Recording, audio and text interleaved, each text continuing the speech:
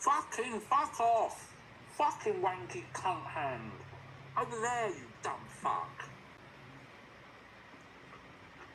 The bane of my fucking life, these fucking headphones. 39.17. Fucking woof. If you would have told me at the beginning of this season that we'd be in first place on Boxing Day, I'd have taken it. If someone had told you at the beginning of this season that you'd be sitting here at 10 p.m. on the 27th of November watching your favorite stupid-ass podcast of all time, you'd have ripped their arm off to take that, wouldn't you have? Well, welcome to the Sunday Roast.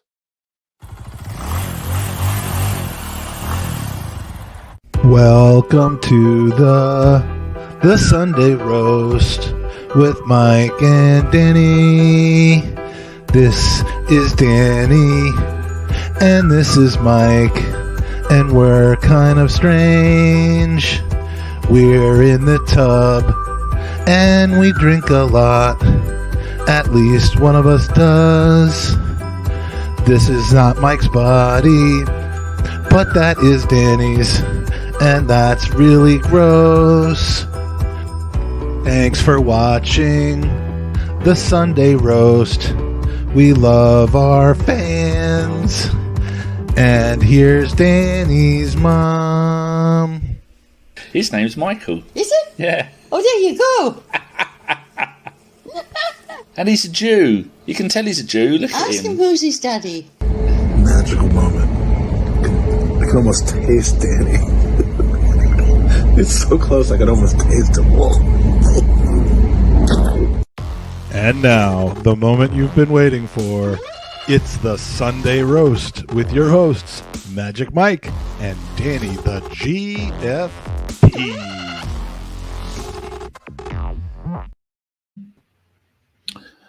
We're mixed up. Now we're good. Welcome to the Sunday Roast. It is Sunday, and we're roasting Danny in the dark. D in D. Yep. Which is different than D in P, which is how both of us, became on this earth. But we won't go there because we may have a new viewer or two. We want to ease them into this. We might be. Probably aren't though. They're probably all busy getting angry with the World Cup. And my lights decided to go out, the one above me, and it's not listening to the my instructions. It just got a little bit brighter. I mean, the show starts, and all of a sudden, your life is improving. Things are getting brighter. That's the heater. I've got, where my sitting room table is. I've got a photo of it. Did I have it here? Is it in here with all the photos?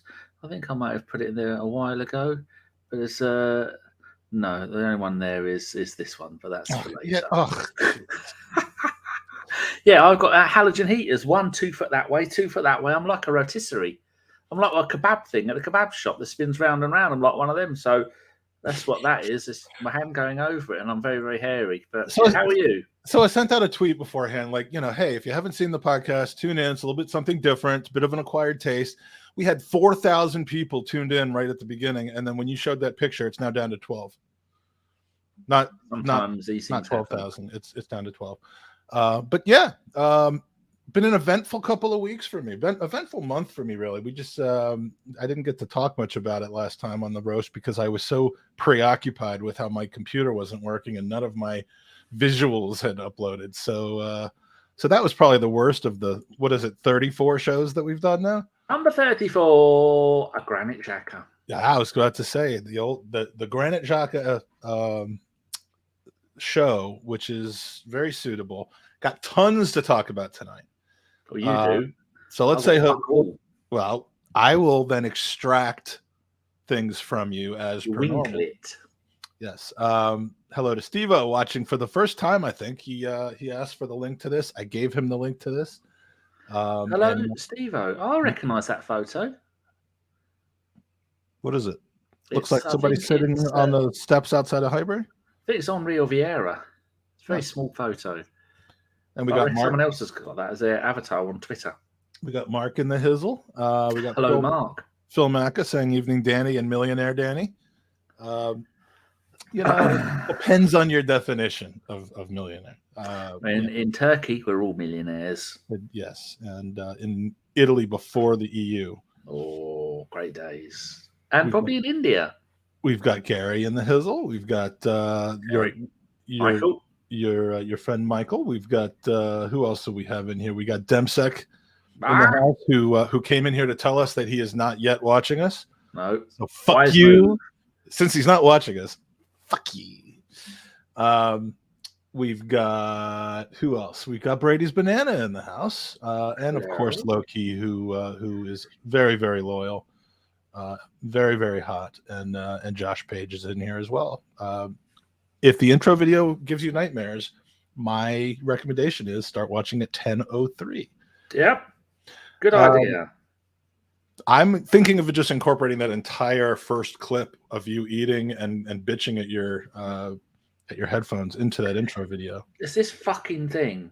I've only got one. I cut the other bit off, but it's this bastard thing. It gets caught around the edge. I've got on my desk. I've got a slide out bit with a keyboard. It keeps catching on that, and then my hand will catch it. And I go, "Fucking hand! What are you doing?"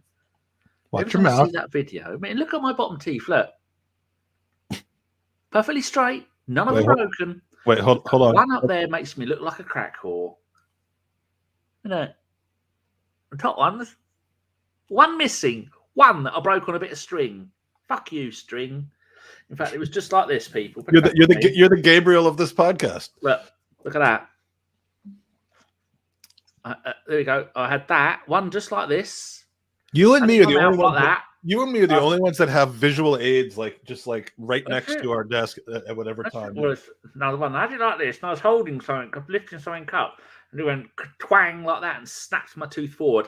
I have not touched the crack. Apart from bum crack. Not since November 1st of what? Not since November 1st of last year. No. Did a lot of crack touching that day. Oh, was that when you were here? Was that a year ago? It was over a year ago. It was the 1st of November. Oh. Yeah, because it was the day after Halloween, and then I showed up in my Mike Feinberg mask to Huntington train station, and went everywhere apart from the exit.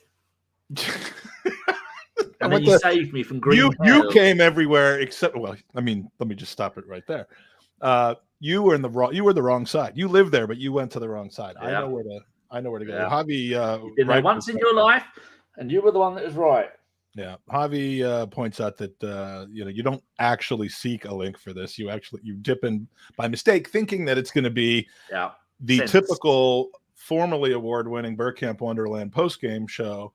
The first Arsenal podcast to win one of the FBAs in 2014. And then, like decent people, we went, we're not entering it anymore. Let somebody else go and win it. And we're actually Arsenal fans, unlike some of the arseholes who won it this year, claiming to be Arsenal fans when we all know bullshit. Speaking of which, since you've brought it up, because we have so many things to talk about, massive congratulations. And it's not even called the FBAs anymore. It's now called the FCAs. It graduated. In 8 years, it will be called the FHAs and the FIAs. But have you seen how many categories there are? Yeah, well, yes, and they cut one. Hey, they cut one out from last year. Guess one that matters. Guess which one they cut out? Would it be the only one that matters? It'd be this fucking one, which smash it. Excellent. But yeah, they cut that out. And the explanation was there were too many categories. I mean, this is how stupid it is. The people who run it are good, and I like them. And our friend Tom has done wonders, and other people have won stuff, and you've won stuff, and we have. But when you have best Premier League footballer, number one is a goalkeeper that's just retired. Number two is Haaland, who's been there for 5 minutes, and number three is De Bruyne. Then you have best Premier League and it's football content awards. It's meant to be for people who are creating. Bullshit! Imagine having to be there and go through all that lot. Get on with it! I could shouting. I was, and my and the charity award last year was the last one after of a 3-hour award session. And during the victory speeches, when if you win and you're there, you can come up. Love you, Ruth. Thanks for joining. Ruth is just reminding me I do have something to share this week. All right. Well, keep it and let me know. Well, you slip me in the middle between all your exciting stuff, and I'll share with you in between two pillows. What was it? Oh, but Yeah, they first of all at the ceremony, if you win and you're there, you get to come up to the stage and give a speech. And nobody that gave a speech last year, other than maybe one person, like the crowd was just eating and talking, like it was so loud you couldn't hear anything. It's kind of hilarious, but anyway, I do time for it. I do want to congratulate our friends who won awards, none less than our good friend Tom Canton, who was up for the best best club content in the Premier League. Was up against last year some really great podcast and came third. Spent a whole year honing his craft. Who works harder than Tom? No one works harder than Tom. The only person who gives him a run for his money is Sophie. Harry and Sophie. Harry and Sophie. But we've done fuck all in about 3 weeks. Do you know why? We're lazy bastards. We wouldn't even be allowed to empty the bins at the awards now. Sophie only does one pod a day, and one Sky Sports appearance and one like really cool thing for her family. Tom does 19 podcasts a day. Yeah, and he doesn't even want to. It was named on Sophie's show. He doesn't even. He's not even that taken. He doesn't even really care about the World Cup, but he's doing it to give his listeners, his viewers, some World Cup info. Well, you can tell when he's on our podcast that he doesn't want to. Yeah, that's true. But yeah, here is. So we went from third place last year. Mm-hmm. Tougher group this year. Second place this year. Oh yeah, second place this year. So next year, it's great. But here is that, as I said on the intro, it's that magic moment. The silver award goes to the Gooner Talk. Come on, Tom! There's Tom surrounded by luminaries. He's got on our left, his right, it was Igal, who might be, from a space and podcast standpoint, one of the harder working people as well. He Never heard of him. Does a ton of content. It might not be up your alley, but he does a ton. And on his nothing now. And on his left, FK, who was up for best new podcaster. Now, look, did he win it? He did not finish in the top 3. Which now you're free to share your opinion. I know you've got one. But I find that he works very hard and does some unique content. I think you'll find he gets other people to work very hard for him, and then no one gets any thanks for it. Well, you have history. I don't, so I'm not going to get in the middle of that. History, not this. You have priors, as they. Some people have helped him get to where he is, and never had so much as a nod or a wink.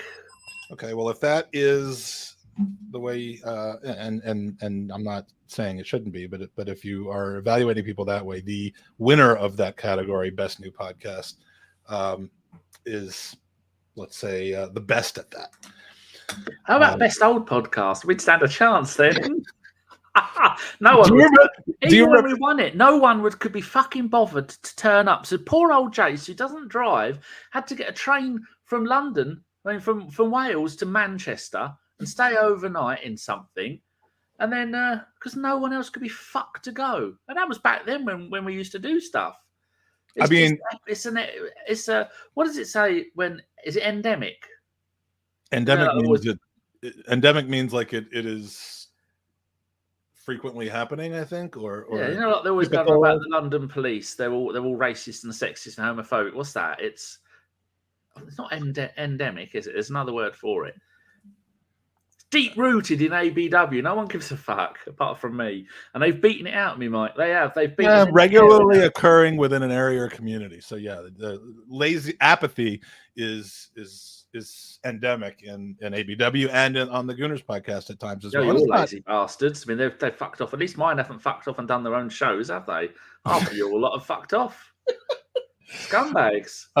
What was I going to say? Oh, so you won it. Then the first year that we had done a podcast, we entered as a joke and then really pushed it on me. I think we finished second that year. That year they didn't do the second and third. They just had the top 10 and the winner. So we just assumed that we finished second. There we go. Steve-O's got it. Cheers, Steve-O. institutionally. ABW are It's also institutionally fucking useless. systematic. That's Janet Jackson, I think. Now, Ruth, this is something I wanted to bring up to you, and we will be talking about this. Hope to see you on Mastodon. Now, I know that sounds probably. Don't fucking see me there. I'm loving it. Me and Elon, we're getting down and abusing everyone. I think that sounds kind of kinky. We'll see you on Mastodon, but no, but it's an actual thing, and we'll be talking about it tonight. But, oh, she's on it. I did not. I had not realized that. So anyway, like Twitter, it is, isn't it? Yeah. Well, what was the top? Oh, we were just talking about the FCAs. Anyway, yeah, Lee Judge's TV won, I think, third for best new podcast. He's good. Other people won some stuff. I think Lee ate 2 dinners because someone didn't show up, and he ate his dinner, which is per normal for him. Rolls for everyone. Yeah. So let's talk about Mastodon. So remember the night about when my mum wants to be horrible to someone, she calls him an Ormadon. Makes as much sense as Mastodon. No, Mastodon is the future, my friend. Is it? Everybody that's anybody.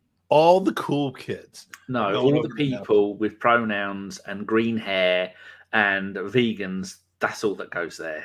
I couldn't be there for more than 2 seconds without having. I'd go fucking postal. Do you know what it is? Even I mean, no, how have you made your mind up? I'm judging it without knowing what it is, as is my right as an Englishman. I don't know what it is, but I know I don't like it. That is that's called the 8-year-old's guide to vegetables. That's it. Fuck off! I'm not eating that. I don't like the cut. Go on, carry on. So the night before, like the night everybody thought Twitter was basically going off the air, which it doesn't appear to be. But you know, look, if you love Twitter, I don't know what to tell you. I mean, it's grown to the point where I love it. Where the only good thing about it is the fact that you've over the years acquired, you know, if you have a following of whether it's hundreds or thousands or hundreds of thousands, you know, you can't just instantly recreate that. That's basically the switching costs. If you look I pay good money for my followers, I'll have you know. If you look at getting a following that is significant as a switching cost, then there's not much you could do about that other than ride it into the ground. But if you are looking for a Twitter-like experience where, and I'm going into salesman mode here, where you have a little bit more flexibility in your posts. Did you see that the person who owns Mastodon kept saying, did a thing saying, will you stop reporting people? That's not how it works here. Nobody owns Mastodon. That's the difference between. Or like one of the who runs it or something like that. Is it decentralized then? It's completely decentralized. The person that you are saying owns it or runs it is probably the person that created it, but it is not. So they got fucked off with people reporting people because they didn't like it. Oh, that person gave me a funny. I'd make Twitter run on tiers. The more tiers you have, the more tiers you make others create via upset. You're going to be the last person on Twitter, basically. It's going to be good. It's going to be right. So Mastodon is essentially a decentralized Twitter-like experience where there are servers which are created by anybody, anywhere, who has the right to be able to, who has the means and the knowledge and the desire to deal with that. And there are servers about a lot of different things. There are general servers. Then I looked on it and I said, well, I'm interested in getting an account here, but where am I going to find other Arsenal people? Can't see any kind of servers that are dedicated to sport or sports or anything having to do with football or soccer or anything like that. And I said, why aren't there any servers like that? And so I said, I can't do any programming. I don't even understand what a cloud server is. You've only just figured out how to use StreamYard. I just figured out I have to disable my goddamn firewall. Goddamn. And so I said, you know, why don't I just build one of these? And so I did. And then I said, buttons, you mean? And then I said, well, I can't build one of these because I don't know fuck all about networking and stuff. So I sent a simple tweet out that said, anyone know how to do shit and want to do this? And within 24 hours, I met two incredibly generous, hardworking, knowledgeable system server IT doohickey type of people who know how to work the interwebs, and the three of us set this thing up. So now there is a server on Mastodon that is called, look at the bottom of the screen, arsenalfc.social, and that's a website. And if you go to the website, it's not .com or .co.uk or anything like that. It's just arsenalfc.social, and that takes you to our Mastodon server where you can either log in if you already logged into Mastodon, or enroll and get a Mastodon account on our server. And then you essentially go into a room that is it's a private room for people that are in there, with a window open to the rest of Mastodon and everything else. Oh my God. I mean, I haven't even got into the nudity. Oh. The nudity is unbelievable, but yeah, so this is what it looks like. Oh, all right. I'll have a look at this. I was looking at Facebook. So I hate Facebook. Yeah, when you go to the main page, this is the desktop view, but if you go to the main page, arsenalfc.social, you'll see kind of the description on the left. So you the boss man? That's all I need to know. There is no boss man, but I am one of the three admins who try to keep the place civil. Well, Hente's there. And from Iceland, Finland. Yeah, Hente is there. We've got Poorly Drawn Arsenal. Jacob's in there. We've got Ruth Beck Art in there. Arseblog's in there, but he's lurking. He's not gone active in there yet, but he's in there. But the gist is, I want to know: can I go in there and act like a cunt all the time and get away with it because we're buddies? No. Fuck you then. Carry on with your bullshit, plug.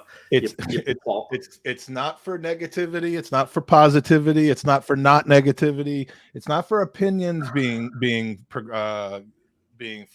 forbidden or anything like that. Oh, we have to gang up on people and make them cry. It's just for no bullying. No, look, I mean, interesting. At some point in my life, I have to mature and grow up and be a nice person and foster this in other people. So it's for not being an absolute douche to other people.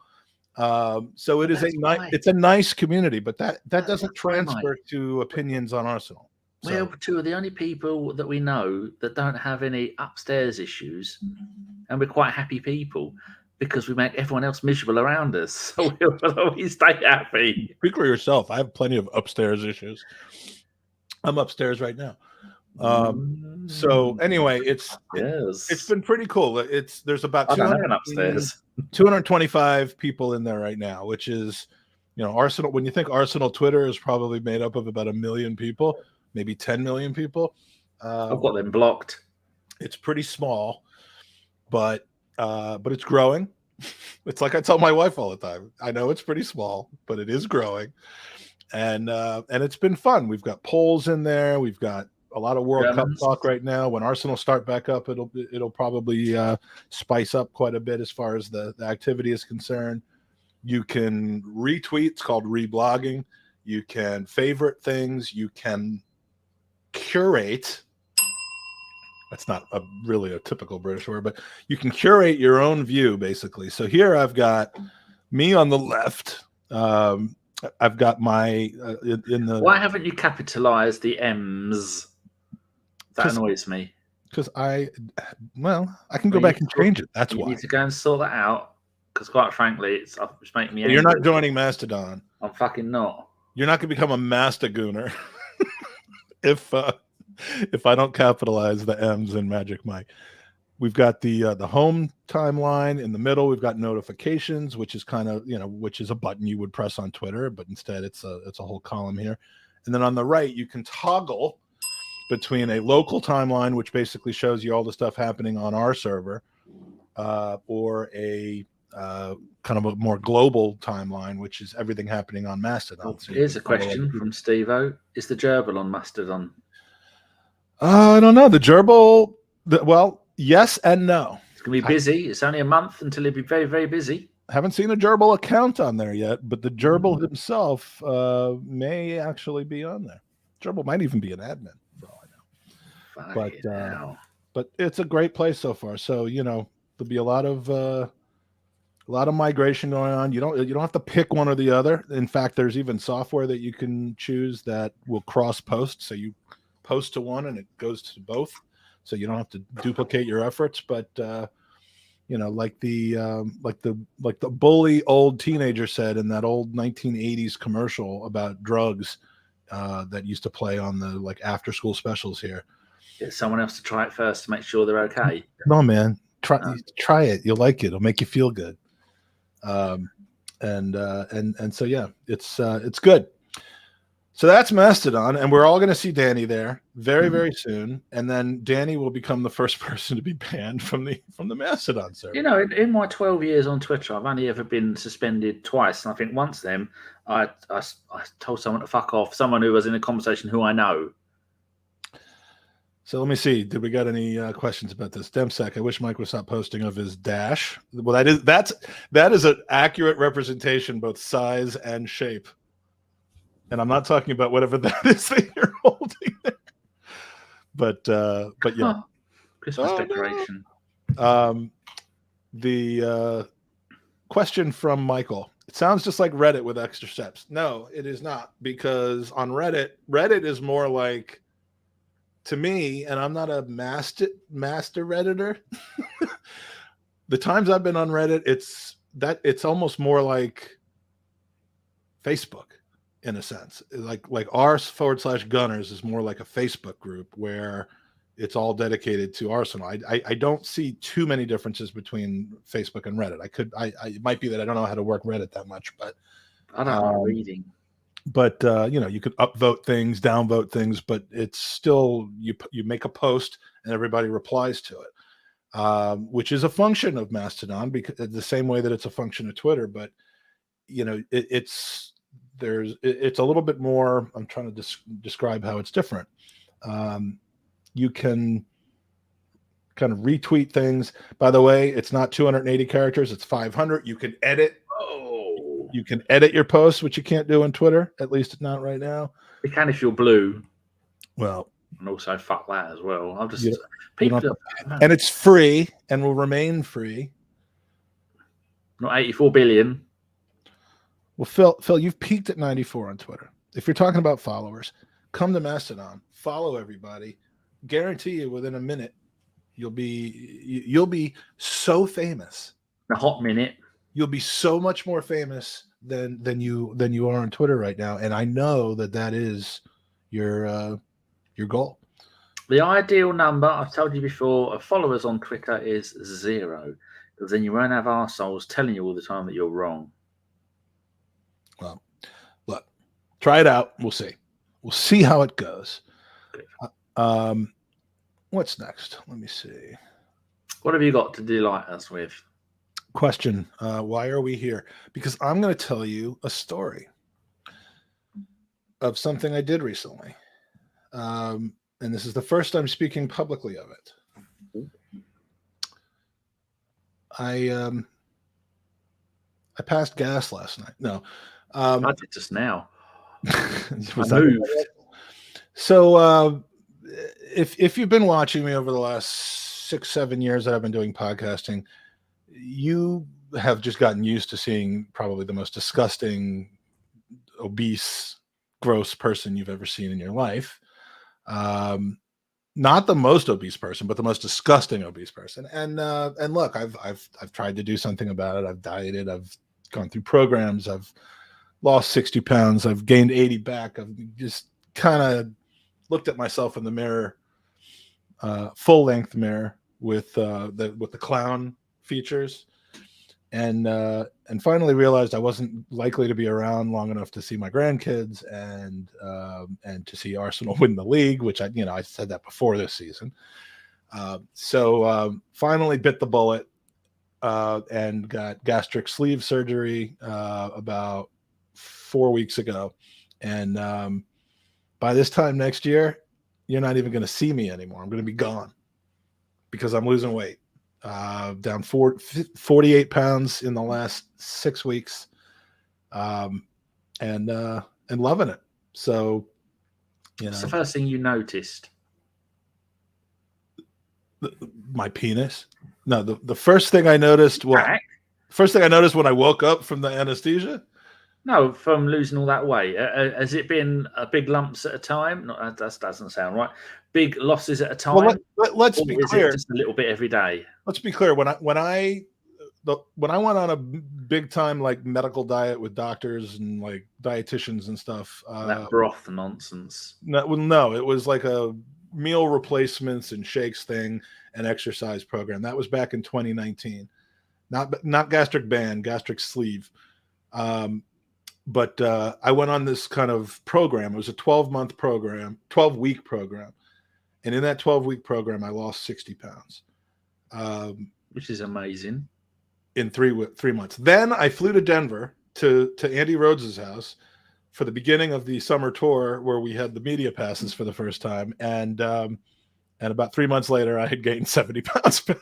So, and that's the story of my attempts at losing weight. And it finally got to the point where, like where I started that 60-pound weight loss back in 2019 is 8 pounds heavier than I am now. Only 8 pounds heavier than I am now, having lost 48 pounds already. So, you know, look, my weight has been like a stock market chart of, you know, when you look over the last 90 years where it goes like this.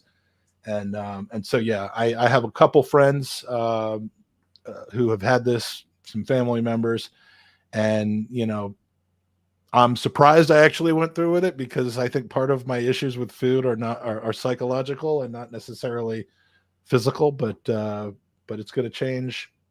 It's going to change a lot, but yeah, so it's weird that I didn't want to talk about that until now because I just kind of wanted to be okay first, but yeah, so I appreciate it. So have you got any? Do you ever have any targets of like old clothes you want to wear, old Arsenal kits? So you're going to go, I'm fitting in that. The problem is all the old Arsenal kits I bought have ridiculous, stupid names. So like I have a purple, that purple Theo Walcott kit waiting for me. If I lose about another 80 pounds, I got some Chamat kits I bought from China from the woman who told me that the shirt didn't fit because I had a little too much baby fat, and that was when I was 220 pounds. I've got some awful old shirts that I can wear, but I did not get rid of them. So yeah, I'm gonna have to buy a whole new wardrobe.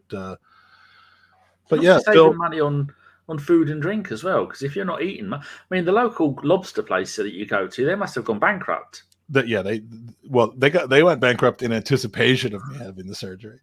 They brought in some extra investors, but yeah. So here's a little photo montage here.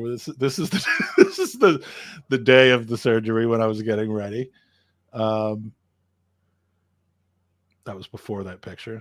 Then I got a little happy. I guess I was a little nervous. Then this is after the surgery. I got uglier. I was like, I thought you were supposed to take out 80% of my stomach, not give me a speech impediment or a facial situation. I've only ever had an operation twice, both times dentistry stuff. Took out all my wisdom teeth in 94, and then in about 97, I think it was, went to Hinchinbrook Hospital and had another tooth taken out because it was quite in there. And I wrote on my belly in permanent marker, "Don't touch my cock," and pointed downwards. And I painted my toenails black, and they got really fucked off with that because apparently when they put the thing on it to measure your stat levels, stats, some combination of those, it didn't go through my toenails. So they got really fucking annoyed with me. I thought it was funny. Don't touch my cock. Well, couple questions. We have Mark saying, does that mean we can't go for lamb ribs? When you asked me about that the last time, I wasn't quite sure how to answer, but by that point, I might be able to have like 2 ounces of lamb. It's probably not going to be the best thing for me to order, but yeah, I'm going to be eating and drinking a little differently when I'm in London this time. When we spoke about this a couple of weeks ago, I thought that they make your stomach smaller, and then over time it will just get bigger again. But you're saying for the rest of your life, you're going to have the stomach the size of a 1-year-old. The stomach doesn't grow back. It can expand a little bit, but I mean, the stomach there's 3 different types of surgery. There's a bypass, which was kind of the original way, and that's a severe it's reversible. So they clamp it off, isn't it? They clamp it off completely, and then they basically connect this with this, and the food doesn't actually go through your stomach in the same way. You just end up straight out. Fucking hell. They take your anus and they connect it to the side of your mouth, and it's just there you go. But no, that and then there's a band, which they don't do much anymore, where they just we have that over here, the gastric band. Yeah, I don't think that's as common anymore, but the sleeve is kind of the newest one. It's the one that's done the most. It's not reversible from a surgical standpoint, but they essentially remove 85% of your stomach. And so you absorb things differently, you absorb food differently. So you get drunk on a teaspoon of vodka or something. You might. I mean, I know a guy who I was sitting with him when he took his first drink about 4 months or so after getting the surgery, and he was like, I got to go really slow and careful because I have no idea what this is going to do to me. I mean, they say never to drink again, but they're like, we know that people are kind of at some point do it. Just don't do it like a month after. I didn't realize how serious it was. Oh, it's a big deal. So yes, it affects the booze. It doesn't mean I'm not going to ever, drink again. But it probably won't be beer because you can't really have carbonation. You don't tolerate that well. But does it work though? If you yes, don't get full, it absolutely works. No, I mean, so before.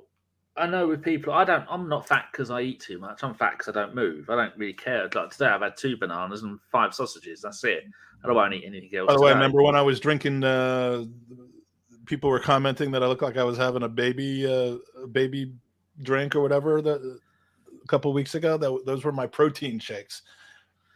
No, but I mean, so with people who have problems eating and they just want to constantly eat, so does it work that you go, well, I can't do that now, and so I'm going to eat small amounts? It's not it isn't just a thing that just fixes you and makes you skinny, because if you're not right up here, if you don't change this has gotten very serious all of a sudden. Your attitude towards food. If you don't change your attitude towards food, if you don't incorporate a psychological element, and they have support groups and it's not just a surgery and then okay you're on your own now. There's a whole program, what you do right before the surgery, what you do for 2 weeks after, what you do for the next 2 months, what you do for the 6 months after that.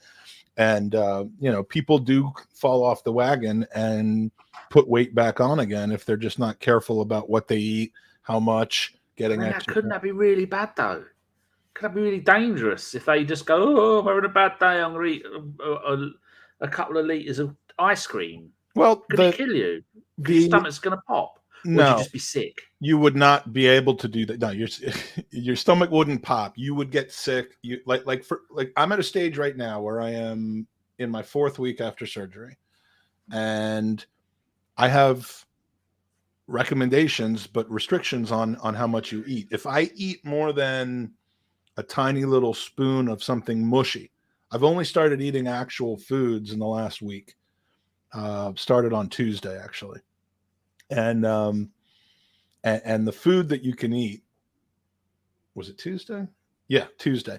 The food that you can eat has to be something that's completely mushy that you can essentially mash down to your plate with a fork by itself without cutting it or blending it. It's like bananas that you can mash down, or egg salad, or something like tuna salad with light mayonnaise. And you got to eat like very, very small amounts at a time and then wait, because if you put too much down there, it ends up being like a funnel. Like the entry to your stomach is smaller.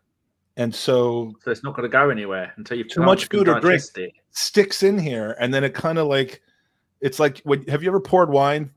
You don't drink, but have you ever poured wine through a aerator?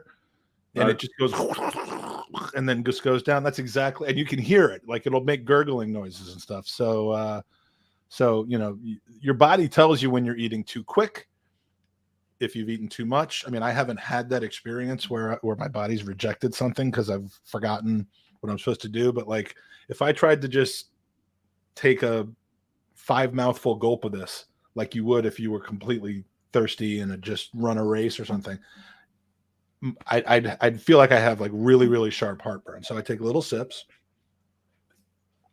and it's fine. But like, And wait for your stomach to do what it does before you can take more. Total calorie intake right now is under 1,000 calories a day, and unlike when I was doing a 1,000 calorie diet before, you feel full.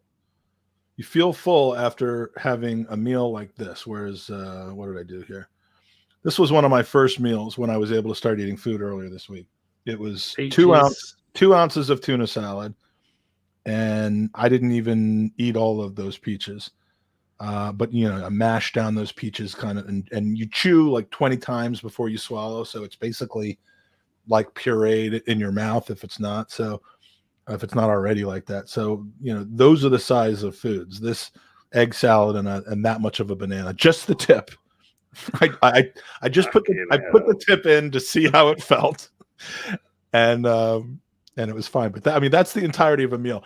I don't even want to show you some of the meals that I used to have. I mean, Daniel Robert, I don't think he's in the chat right now, but he saw me eat a full meal. I mean, the amount of food is ridiculous. And now this was my Thanksgiving dinner. I splurged and I had a little bit more turkey than I was supposed to, but it was like it was this kind of turkey I had for Thanksgiving. When you say it's been reduced, I thought it'd be reduced to maybe half of a fist. The stomach size, yeah, it might be, because the stomach's only like a normal. I'd imagine your one would be like a stomach like a cow. You had 2 or 3 of them. Well, yes, but that was just me. Now the stomach after surgery, they say, is the size of a banana and the shape of one too. Whereas normally it would be like the size of a cantaloupe, small cantaloupe, maybe. I keep forgetting to highlight people's messages. Like Phil's, I'm all in the pictures here, so you got to highlight. I'll highlight your messages. Phil says, egg mayo and a banana. That sounds like a Danny meal. Well, today 2 bananas, 5 sausages, and that's it. Because I don't like food. Oh, see, I love food, and so this was the. If I never had to eat food again, I wouldn't care. Although I do like chocolate. I just don't like being hungry, and that's my issue. Mark Demsek says, "Are you sure we should be talking about food? Isn't that going to make it harder for you?" No, because I'm talking about the changes. I'm not like, oh, I wish I could have. I mean, although we will be talking about food in a minute when we do the Thanksgiving dinner Arsenal conversation. But yeah, this was tonight's dinner. This was a special delicacy for me tonight. I'd rather eat fucking nothing. I'd rather put the bowl on my head and go to bed. You know what the fuck is that? I'd say it's crab, knowing you. It's not crab, although I do have crab. This is steamed spiced shrimp, diced and mashed into almost a paste with avocado. What's the green shit? Avocado. Fuck that. So there's your green stuff, punk ass in the chat.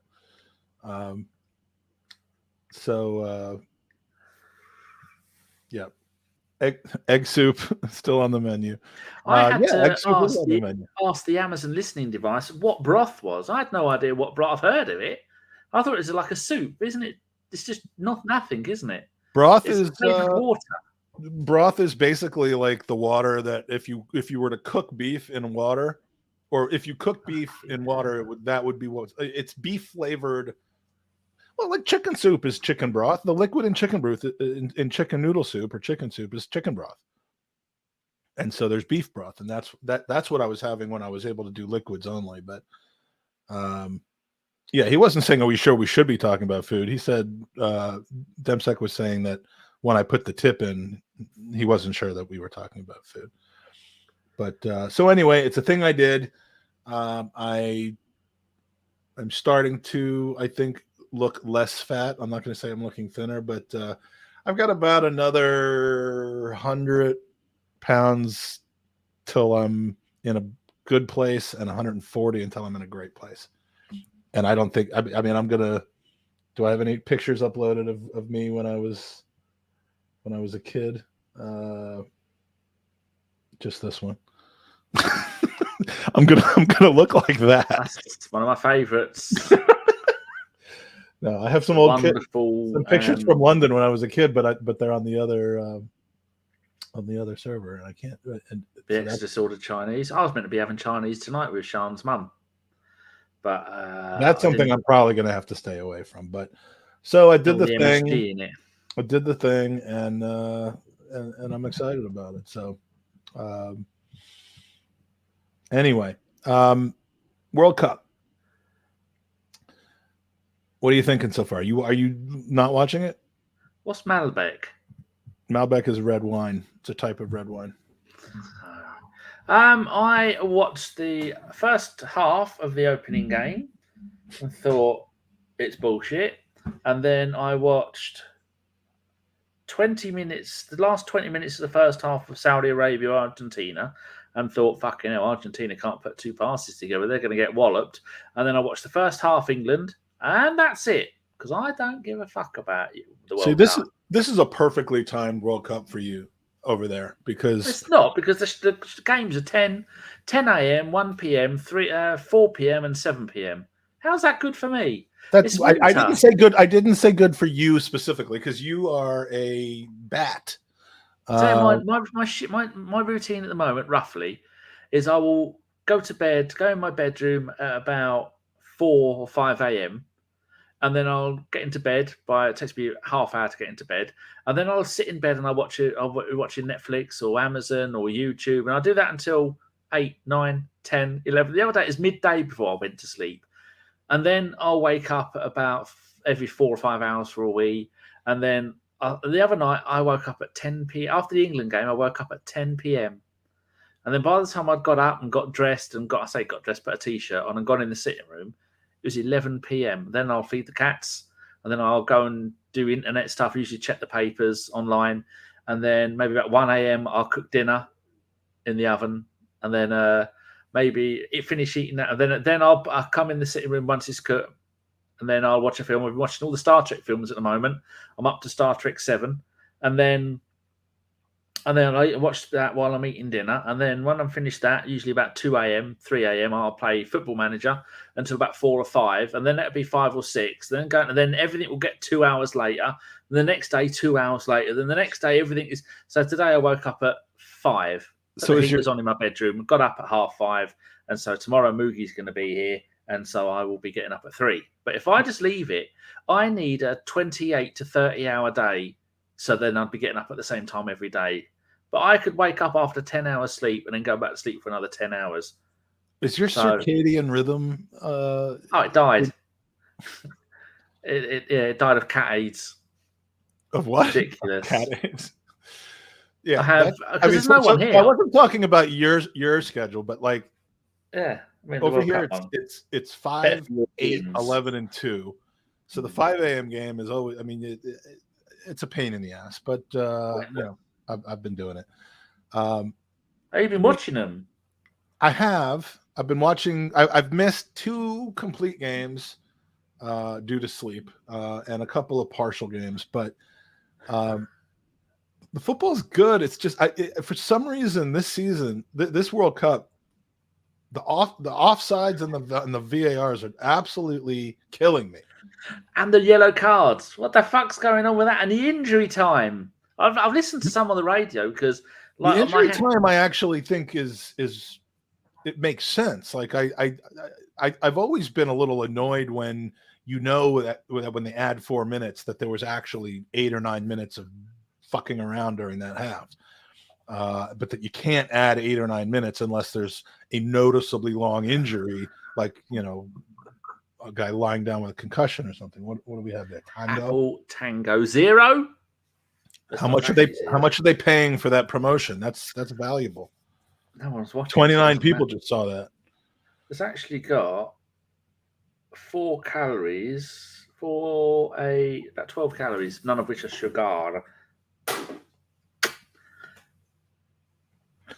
Well, yeah, but I just find the whole thing wrong because they're lying, conniving bastards. And once everyone, we'll do the World Cup like everyone you should do. Oh, by the way, when you're here, there'll be no rainbow stuff. No, nothing with any colour.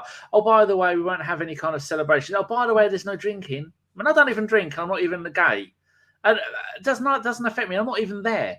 But it is just bullshit because those cunts have come in, taken our World Cup on a promise, and then gone, once you're here, no, rules have changed. Not doing this. You're not celebrating. You're not doing this. You've got to stand out in the original queues, like 4-hour queues in 1,000,000 degrees, and they weren't even giving out water to people. They're just scumbags. Aside from the politics of it, because I agree with you 100%. I know you do. Everybody agrees. It's absurd that this is even happening. Any element of it whatsoever. But if you take it in a vacuum, you take all of that out and you look at it based on competition, which again, in my day-to-day thinking and my life, I don't do that. Although I guess I kind of am compartmentalizing because otherwise I wouldn't be watching it out of general principle. But I'm a weak man, so I'm watching it. But footballistically, I like the added time.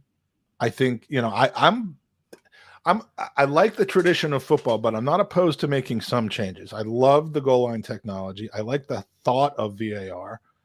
I hate the application of it, especially in the some of those offsides have been like the ones Argentina, didn't they have a lot? And in the first game with Ecuador, some of them they lied. They moved some of the people for the second goal that Valencia scored. There was no way that he was offside that much. Or at all. Yeah, I mean, presumably, if they've got technology on offside, the assisted offsides that's as accurate as goal line technology, it would be hard to argue with those calls. Unfortunately, and this is nothing new. The ability to enjoy a moment is gone. Like, you cannot celebrate a goal. Watching it on TV, and then to make it worse, they got that shit where they let you play on, even though everyone knows it's offside. That what makes the fuck is that? To me, that makes sense because you eliminate the likelihood of calling it offsides wrongly and ruling out a goal that should have happened. That I make sense. That to me makes sense, except for when it's obvious that someone was offside and there's an injury getting ready to happen. Two people going at each other for a 50-50 ball. But there's just been so many goals called back for offside for millimeters, and it's just killing like the in-stadium experience.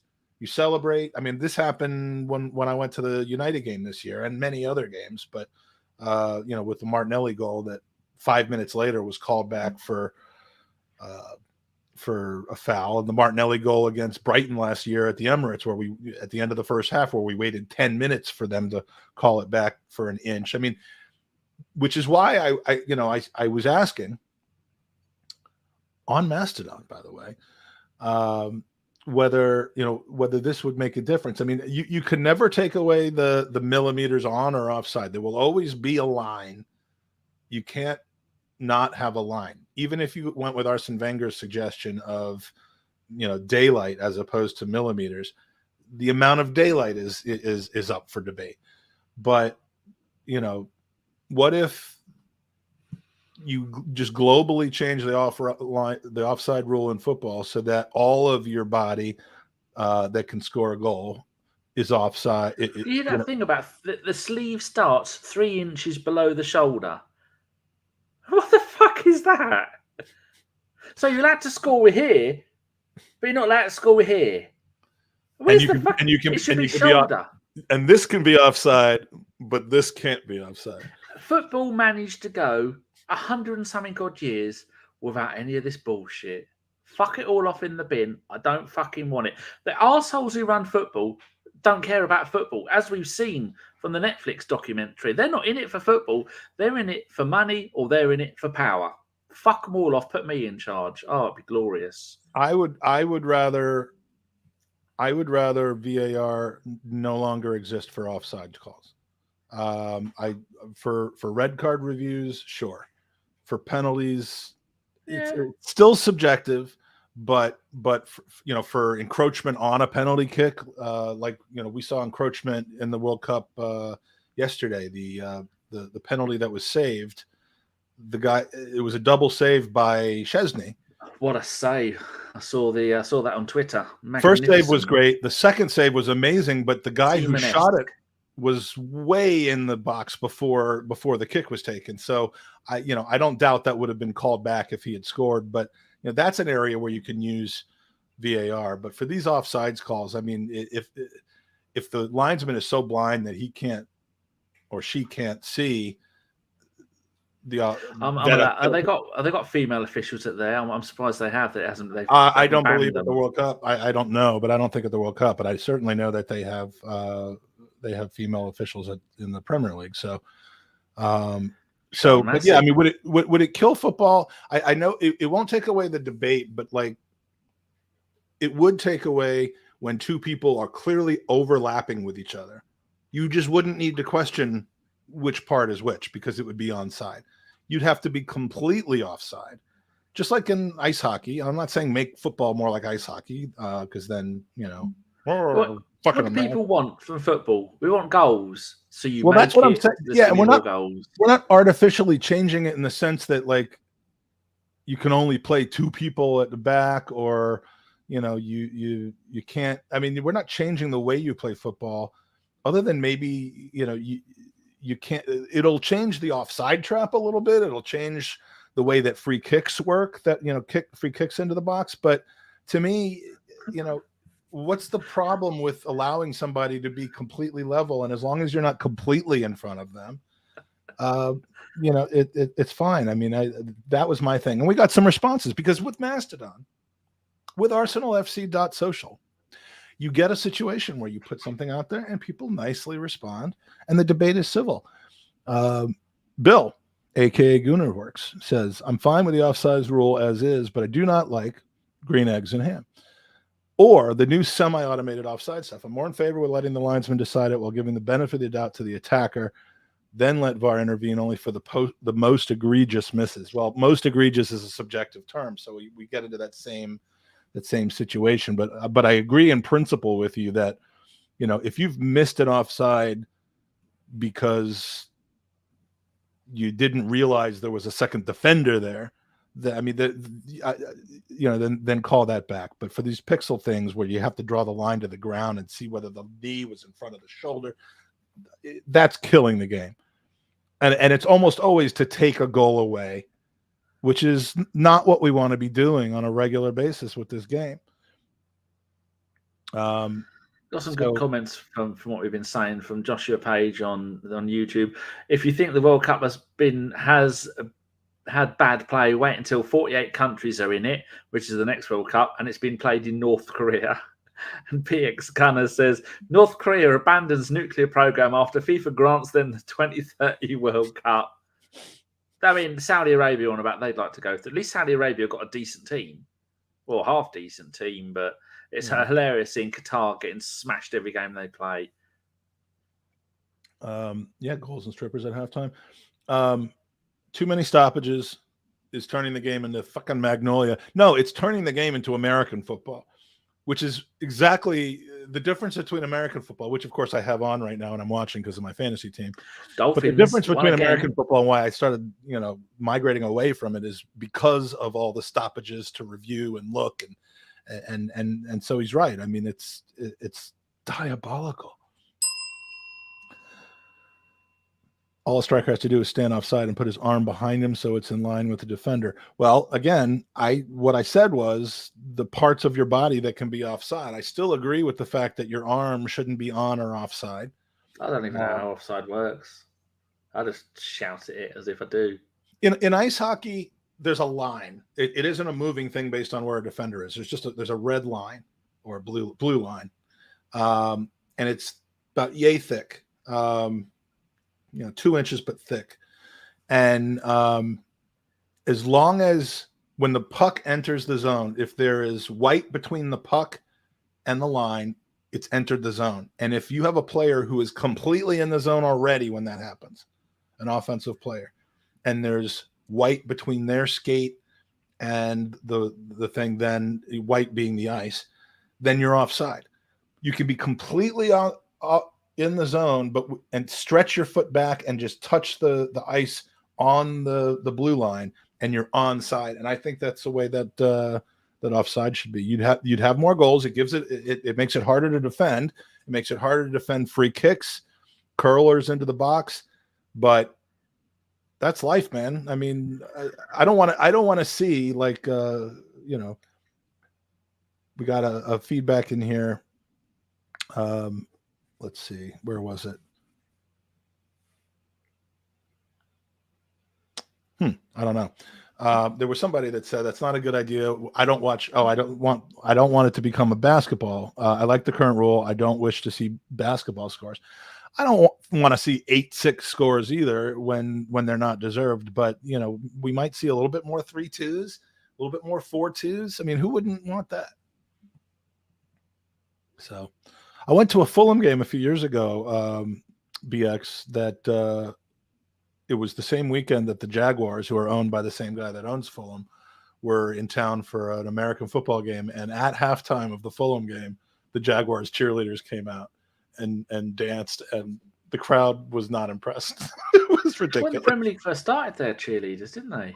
Well, Crystal Palace has the they had the what were the Crystals, and they were hot. Oh, and I love like a South London, like the kind of accent where it sounds like you haven't gone to that much school. I love that. I find that really sexy. But and I'm talking about like when a guy has that. No, but these Crystals, I think they got rid of them when they finally got re-promoted into the Premier League like 7 or 8 years ago. But no, that was fun. So yeah, I mean, I'm enjoying the play of the World Cup. I knew there were going to be a lot of upsets because it's in the middle of the season. Everybody's in like the opposite phase of concentration on international football that they would normally have been in during a World Cup. So I was pretty sure there were going to be a lot of upsets. And then when I did all my picks for this pool that I'm entering, I was with Jake, and he was like, "You're just looking for upsets. That's stupid." And so I listened to him, and now, fuck it. Demsek has a question there. It reminded me of a question he asked earlier. Who was it? I think here we go. Which one? Well, the answer is no to all of them. But there's flu jab, and there's the Wu flu jab. No, I've not, because the current strain of Wu flu means you don't need anything. I was fine. I had it. And I would stop calling it that. It's from Wuhan. I would like you more if you stopped calling it that. Well, it's from Wuhan. Oh, look, he's got his arms crossed. That means he's serious. What's wrong with it? If we say the C word, YouTube might pick it up and then stick a label on us. We don't want labels. We can't be dealing with Jesus a Mexican label now. But no, and unless the strains change to something really bad, then I probably won't either. Well, yeah, I just had a booster about a week ago, and didn't get sick the next day. Like I was planning on being sick the following day because I usually, it's like a 1-day flu almost when you have the vaccine, but didn't happen. Do you have winter flu jabs there, or don't? Yeah, they have the flu vaccine as well. I had that. But you don't have it when it's warm, though, do you? No, you usually have it in the fall, in the autumn. Well, even in Florida. I don't know. I don't live in Florida for another 2 weeks. So you're going to move. When do you move everything out of the house? What are you going to do with the house you got now? We're not nothing. Keeping it and renting it. No, just we're going to live here when it's warm. Jake goes to school an hour and a half from here, and so until he graduates college, if possible. Will you have two of everything? All your favorite stuff? Will you have the same TV, the same sofas? We're going to have 2 houses. Yeah, we're going to have 2 homes full of furniture and appliances, and yeah, that's going to be a pain in the ass. But yeah, sell it. Don't need it.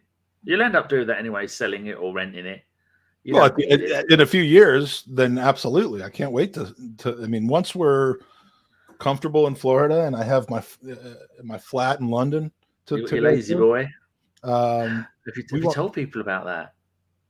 You just let it slip? Told a few people. But I'm not going to talk about that until it's definite. Okay. It's likely to happen, but it's I'm not- buying next door, or the one above, or something like that. I'm gonna squat in your garden. You can you can have the same spot you had 30 Yeah? years ago. Oh, You can just nice. you can roll into that same I'll spot. legally be allowed to sit there. Because I will give you a key fob and you will be able to sit in the same place that you sat in. Don't we have that picture still? Oh, God knows. So many of them. So how's work been with you having your... there she is.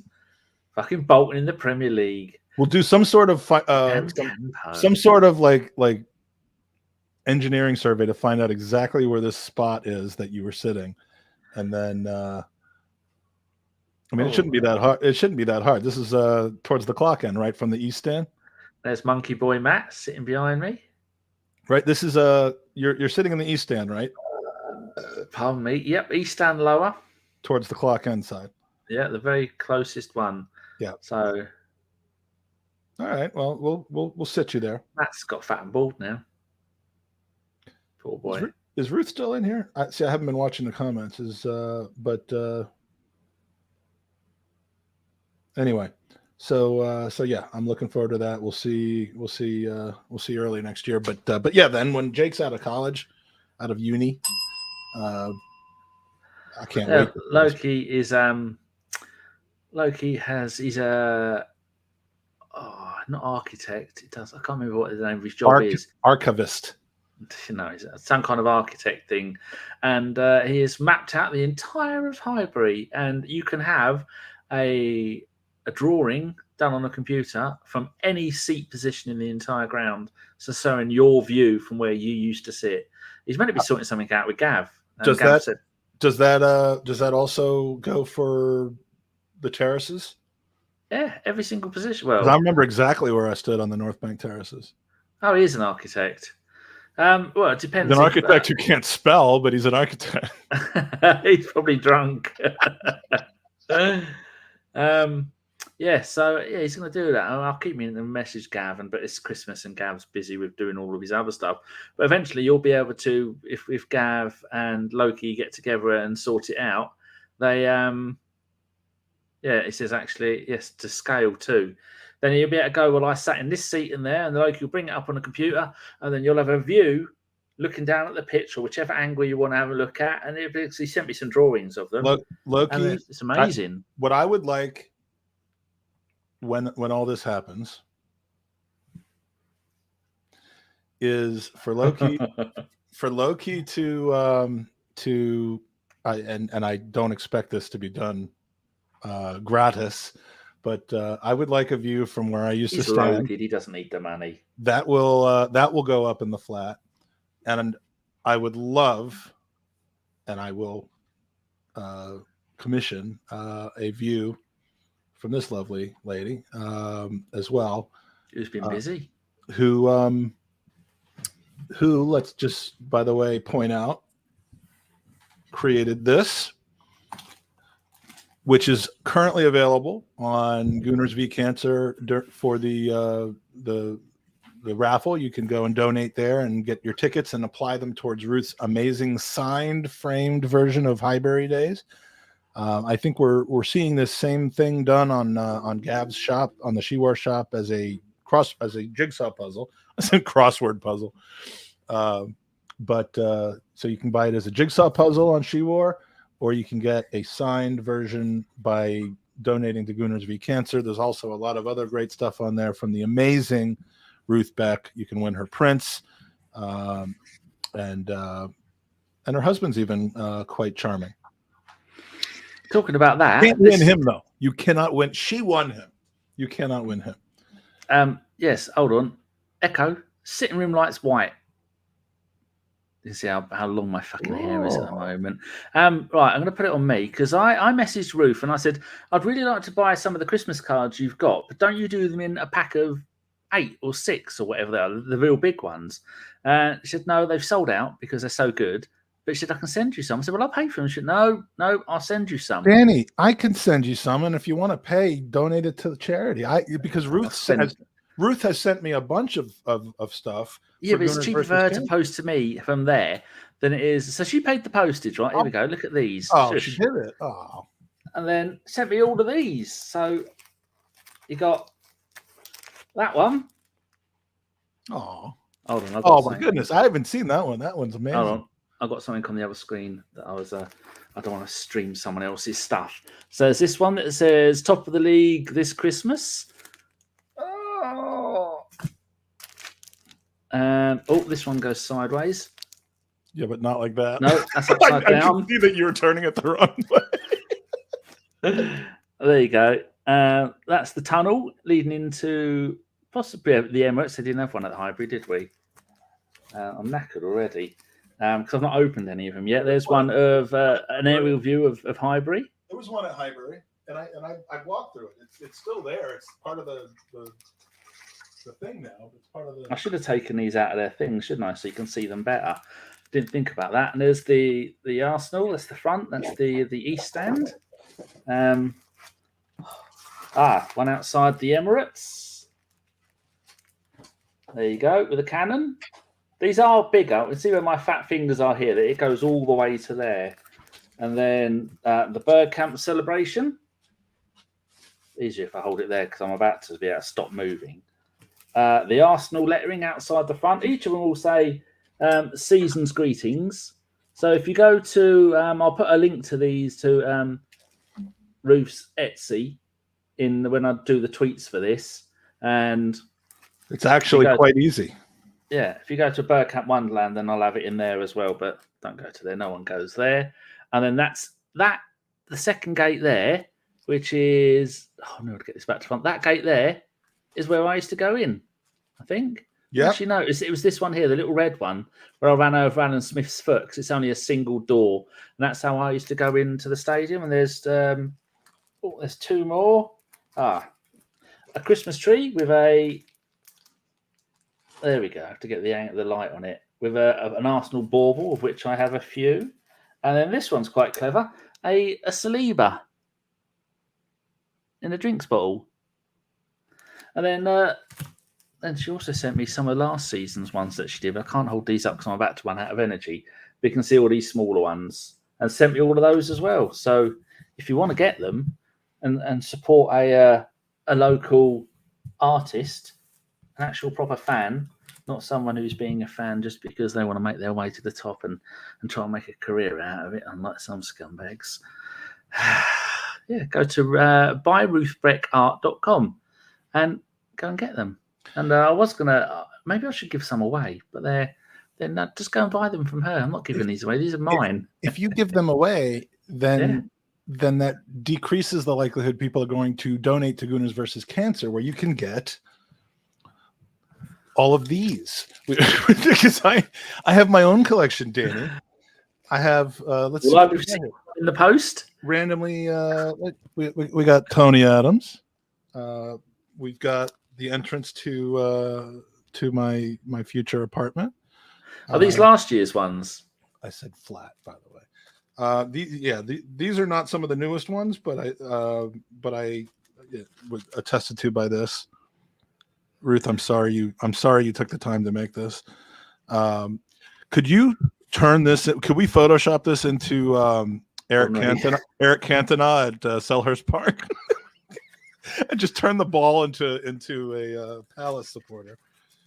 And there's the North Bank stand. Some of these are ones I haven't even seen before because I haven't taken them out of the bag. But it's just didn't intend to do a 5-minute infomercial on Ruth Beck. But when do you not want to hear it?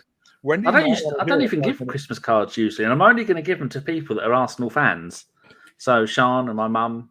And Sean's mum, and I think what she also did, which I thought was really, really special. She did a special Hanukkah edition of cards, and there's like 14 different paintings of Yossi Benayoun. It's unbelievable. It's so good. And someone asked, and they asked Danny, which is a little insulting to me. They only asked Danny. Now, BX, bro, you know me. Why would you only ask Danny if he has old Match Pros? Well, because for sale, and you know that he's a. Because I've got hundreds of the You fucking know that things that I don't want. he's an eBayer. I got me some. This. Tell me if you notice anything about the date on this. April 15th, 1989. No. You don't. Your birthday. You don't recognize that game.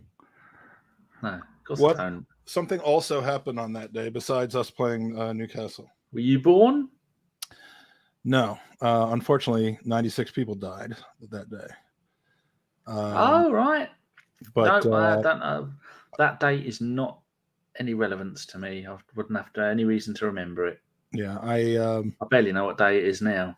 I'll never forget that day because people start talking about what was happening. I do actually remember the day, and the crowd was like silent. And that day was actually featured in Fever Pitch. But yeah, here's the Wimbledon game. Oh, these are some bad memories. The Wimbledon game, right? What's wrong with that one? It was the game we were supposed to win the league, and we drew them after losing to Derby. Here's the Derby one. Don't remember that. Here's Derby with who's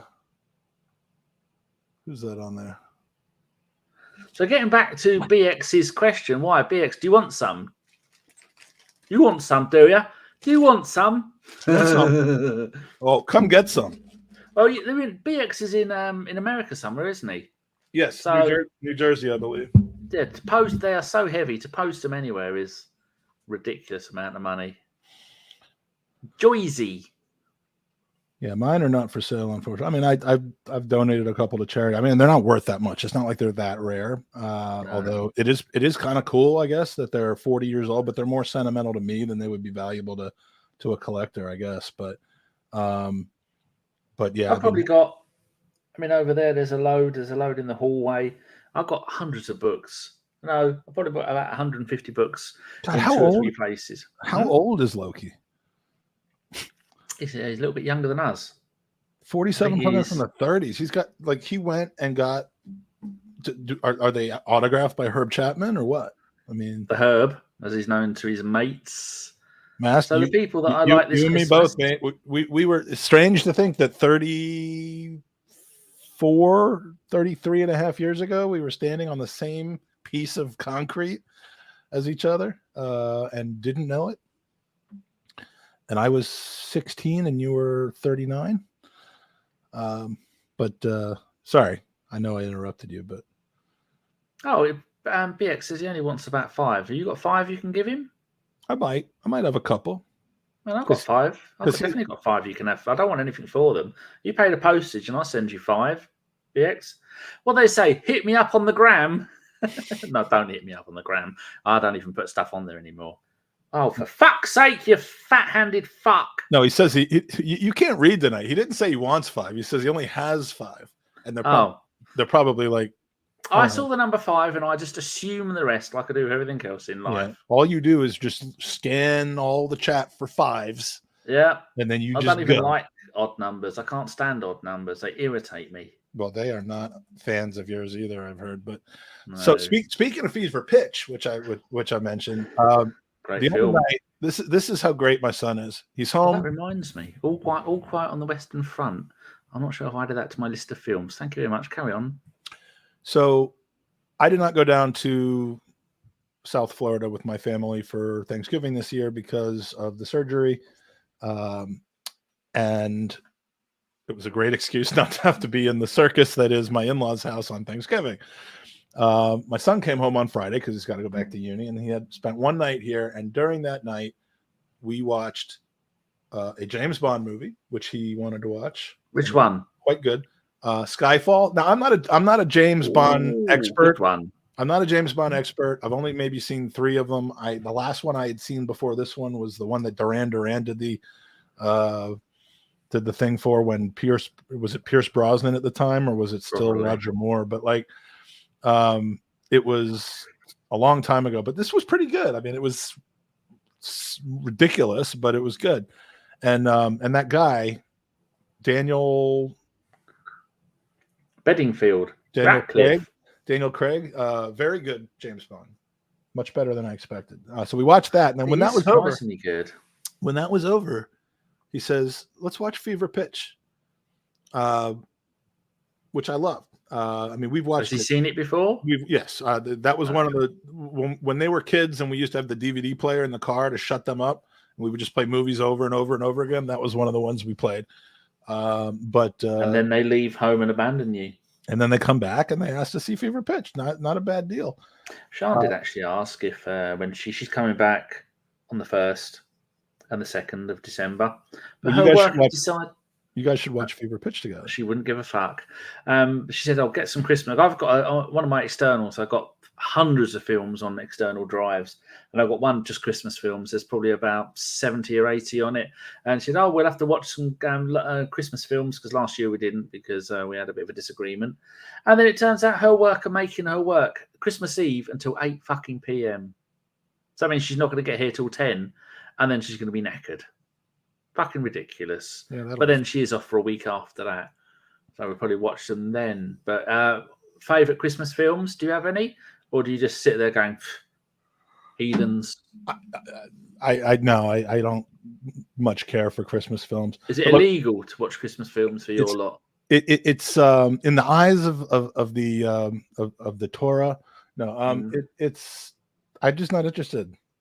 And no, Die Hard is not a Christmas movie. That's it fucking is. That's the stupidest thing I ever heard. It is a Christmas film, number one. Now, mind you, I've never seen Die Hard, so I'm being. You haven't seen Die Hard. I'm being Danny right now. I'm judging things I know nothing about. There's only room for one of us like that. Curmudgeon's on here. It is a Christmas film, and that I will watch Die Hard if they put it on Mastodon. Don't you think it'd be worth just giving up the Jewishness and just embracing any other way just for Christmas because it's that good? No, I'm fine. I'm actually good. Heathen. Fever Pitch. My favorite scene in Fever Pitch was it's not my favorite scene, but my favorite of Sebi's. Have you got this? Look at this. My Hybrid Days painting says sure does. It sure does. I didn't know that. It sure does. Here, wait. It was one of the first things I noticed when I saw it. That's Sexy Frank. Right there on the left. On the left. Yeah.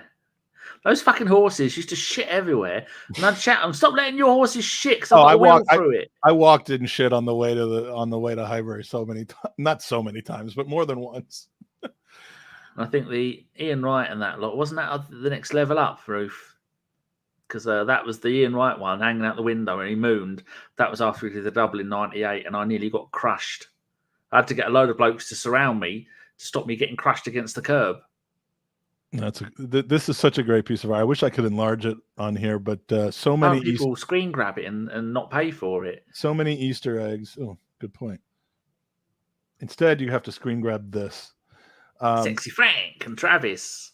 Sexy Frank there is going to get one of those Christmas cards, Ruth. Travis won't because he's dead. You're not going to just shove it into the ground. Is he in that cemetery that you walked me through to kill me at? Not allowed. I don't even know what. I think that's a Church of England one. I don't know. No, he's just chucking in the river, didn't you? I thought you were going to kill me. Like weird music started playing. So anyway, the famous scene at the end of Fever Pitch, this still right here. Many years ago, our good friend Sebi decided to create this when I was doing a podcast. So we've got the before picture. I can't tell which one's which. And the after picture. Look who's up at the. Oh wait, hold on. Oh, you can't see it because the. I ain't getting on no plane, fool.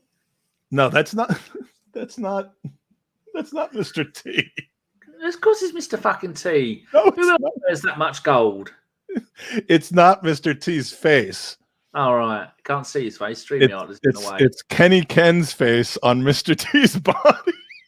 Well, for those at home and having a poo and having a bath in the whatever, the word StreamYard is blocking out the face, so you can't. All you can see is looks like Mr. T. Well, it is Mr. T's body, but it's from the A-Team picture that he did as well, which was another good one. But So anyway, we enjoyed what we were up until all hours of the night watching Fever Pitch. Then, like an hour later, waking up to watch the whatever game was on at 5 o'clock. So you had an hour's sleep that day? Pretty much. Well, and then I dozed off in between the games because there's an hour in between each game. Yeah. And then I've not watched any NFL this season. I should go out of my way and try and make sure I do, because the Dolphins are going to win the Super Bowl. they are pretty good. They had a good game today, I believe. They did. They won again. Yeah, they're back. It's that quarterback. It's Tua. Where's he from? Like Hawaii? it's like Samoa, I think. Same thing. His name is basically from that movie, the Al Pacino movie. Oh, Little Mermaid. No, Tua. Hua. So yeah, thanks. How was your Thanksgiving? I don't know. What are you thanking for? Killing all the Indians and Steve, which I am 0.01% Native American, so I can call my people Indians. You went there and you stole their country. Is that what you're Thanksgiving for? No, that's what Columbus Day is for. Oh, good old Columbus. But no, Thanksgiving. Thanksgiving is for giving thanks for the bountiful harvest. I mean, it is very much related to stealing and rampaging land. You'd never get the English stealing people's countries, boy. No, You never. hear me? Never. Never fucking happened ever. Now we're paying the fucking price. Jesus. Everyone fucking hates us. But technically, that it was the English that did that to the Native Americans. Whatever. Too. They weren't History. Americans. Just get over it. They weren't See Americans. the Welsh. So I had my Fuck the Welsh Thanksgiving. shit. So I had my Thanksgiving dinner, and then my phone rings with a FaceTime, What? and it was this guy. Hello. Hello, My name's Andy. I'm English, but I sound like Kermit the Frog now. It's Peter Kay's bastard son. I mean, look at that! How is Look your at that boy? mug. And I mean, just look at. I mean, Is he looking after your admittedly, son? that's a bad angle, but I mean, my God. So anyway, so we're having this conversation, and the reason he called me was because he was having an argument with his wife and his mom, Michelle, the lovely Michelle, about whether saying the word Jew was offensive. Bye, Ruth. Bye, Thanks Ruth. for the cards, and thanks for the 2 sticks of candy cane. I gobbled them down like I'd never had sugar before. Fucking fat Andy cunt. Nearly did it again. Ruth is lovely. Cheers, Thank Ruth. you. Go on. So he calls me because they're having an argument about whether the word Jew is a slur or is offensive. And Isn't it just factual? Well, I'm like, it depends on the context that you're using it. I mean, you know, if it's preceded by the word fucking, you know, or you know, scummy or something. I mean, you know, it refers to a Jewish person. So if you're saying, you know, that's the old. Is it a race or is it a religion? It's both. If you're saying like there were 10 people there, 4 were Catholic, 3 were Protestant, and 3 were Jews. I mean, you could say Jewish, but I mean, it's not offensive, but it's also the tone. Like when you say, "Oh, he's a Jew," I mean, that's not very nice. Sexy, isn't it? No, that's not meant to be sexy. That's great. Or, you know, so it's all about the context, but the word itself is not a, you know, it's not like other things like, you know, like the N word, where it's in any context, it's not okay. And it's not something that, you know, saying Jew is not something that only Jewish people can say and no one else can. It's just, it depends completely on the context. The Y word is a different story, completely different story. Yeah, I've heard your thoughts on that. You get quite the ump over that, didn't you? I do. In fact, you might have made a little drunken documentary about it, didn't you? May or may not. And the stupid fucks had no idea what they were letting them. A drunk Jew outwitted a load of fake Jews. No, drunk Jew is a no, that's exactly what I was that night. But the rest of the conversation went quickly downhill when he turned the camera around to show me Ollie, who's now 5 years old. And I probably shouldn't be saying this, but he jokingly tells his 5-year-old son to pull out his willy. And the kid starts doing it, and so like the camera gets whipped around, and Michelle goes, you don't do that, you can't tell him to do that, and the whole place goes crazy. And then how did the argument end up? Then he accuses me of asking for that, of asking to see it. Yeah. And so I get this combination of text messages, one from that night and one from the next day, but they look like they were sent back to back. Oh no! Okay, actually, they were only an hour apart. Still counts. The second one was about the England game. It was purely in response to how the England game ended, and the first one was a proliferation of a complete lie that I somehow was the one who prompted that, when in fact it was him. So how did the argument end? Did it end with He's still telling people I asked him to take it out, which is not my thing. I am not into that. No. Not into that whatsoever. Yeah, you can make any word sound offensive. Flower. I mean, dirty boy. Dirty flower. God. So yeah, that was my Thanksgiving. Had a good time. What else do we have? Did you go and hide while everyone is stuffed and gorged on food? Oh, I know what I wanted to talk about with Thanksgiving. No, I spent it on my own. I had Thanksgiving by myself. Where's Mrs. Feinberg? She's with her family, as were my kids when in their week off. So how did you manage to get out of that? I'm up here. How did I told you, it's because of my surgery. It's the whole reason I had the surgery. Yeah, I do remember you saying the nightmare that is Thanksgiving at your in-laws. And it's nothing personal. It's just the place is just a madhouse of manicness and cleaning over and over again and people not understanding what each other are talking about, and it's crazy. I mean, on the last 7 days, I've only seen one person for about 10 minutes, and that was it. Same here. My son for the night. I enjoy my alone time as long as I know that it's not permanent. I enjoy it. I'm alone for the next week until I drive down to Florida for the big house move-in situation. We've got news on the build. It's just about done. We're supposed to have a walkthrough on a week tomorrow week, Monday week, and then we're supposed to close on the place Friday week. Through. I take it that means you go through the house, picking out all the little bits that they've done wrong. That they demonstrate how to do shit. They're going to tell us how the pool works, and then they get Mike Hertz and his kids to come out and fix everything.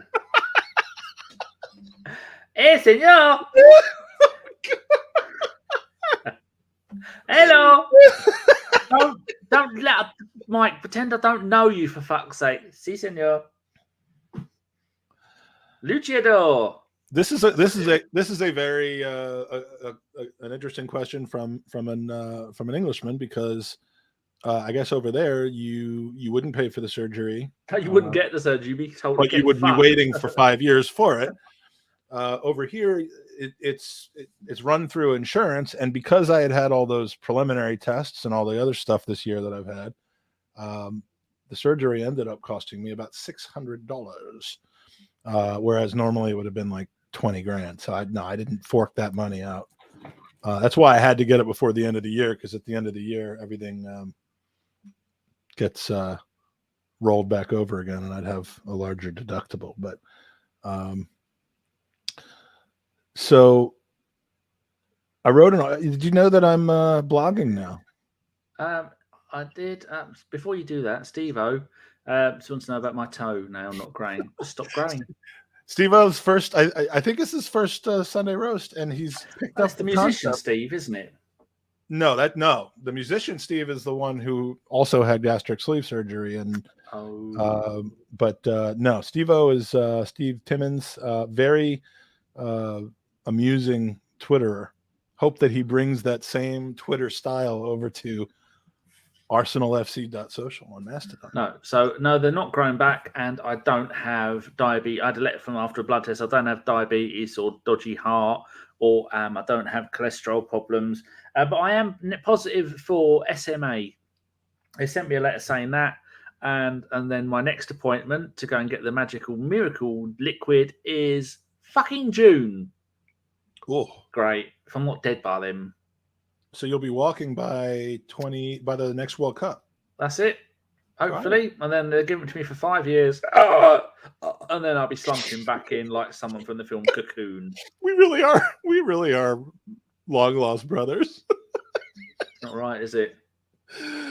I mean, this guy would never do that on a podcast, but I think this is one of the ones that we're going to leave on here so that we could just pull it up on any show that we need to pull up. So yeah, I wrote a few blogs. For some reason, How are they getting on? Because I've not read any of them. Oh, that's nice of you. I have no intentions to. I don't like reading. I don't think that many people are looking at them because you're 20 years late with blogs, don't you? Yeah, I thought I'd put some thoughts into writing, and so I wrote a blog about the amazing season and all the similarities between our current current team and we'll do the intro. Let me bring that up.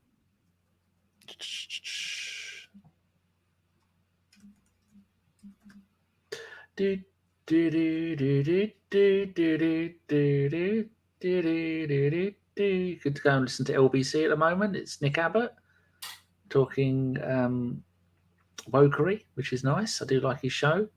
I like how annoyed he gets. You found it yet? Yeah. Good. All right. So here was my first attempt. I'll just read the. Well, no, it's actually quite long.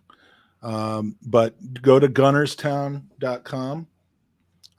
It's Dave Seeger, very good. It's run by Dave Seeger and Paul Invinciblog, I believe. They I think they co-host the site. They write for the site. Mike McDonald writes for the site fantastically.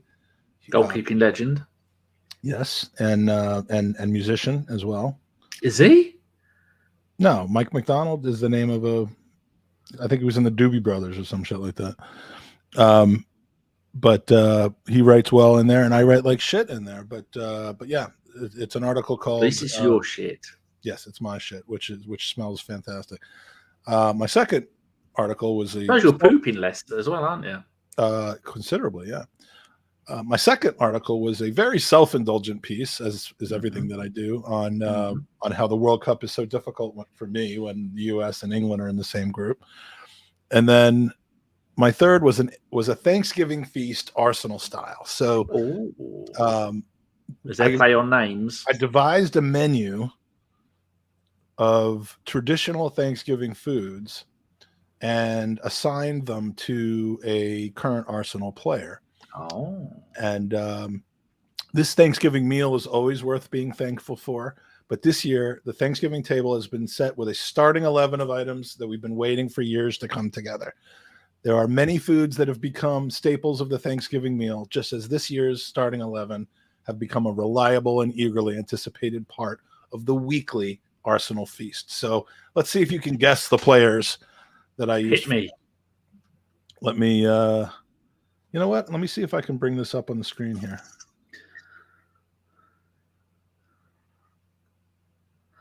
Another one of the Spurs double winning side died today, so that's one less person who's ever seen Spurs win anything. I mean, everyone that dies is one less person. Everyone that dies that's Who cares? over 62 years old is 88 though. That's not a bad age. From Norfolk. Oh, if I could get to 88, that would be tremendous. I'll live to 100. Easy. Do me a favor if you can, though, Roasties, and do check out Gunnerstown. It's a good blog with a lot of good writing on it, Good. despite mine. And if you click on my articles a bunch of times, it'll look like I'm more popular. It'll look to Dave and it'll look to David and Paul like I'm much more popular than I actually am. Just do what you did with the ABW awards and spam them. Exactly. Oh, I've got to do this. Hold on. There we go. Now I can Yeah. share. Share screen. Here we go. About those World Cup commentators, eh? What a load of arseholes. Oh, I love them. Most of them have been on my show, on our pod. Come on, Dion Dublin. well, Fucking all right. hell. Yeah, he can go. Karen Carney. Fuck me. All right, can you see this now? For. Huh? Can you see this now? All right. Yes. All right. So, first, dinner rolls. Inner rolls. Got to guess what player that is. Yes. Smith Rowe. Now, clear that the first item on the team sheet, an item you can't start the meal without, Thomas Partey, is a staple that we just can't seem to do without. There's a lot of whispering about dinner rolls off the table, but however you feel about them off the table, you can't deny their consistency.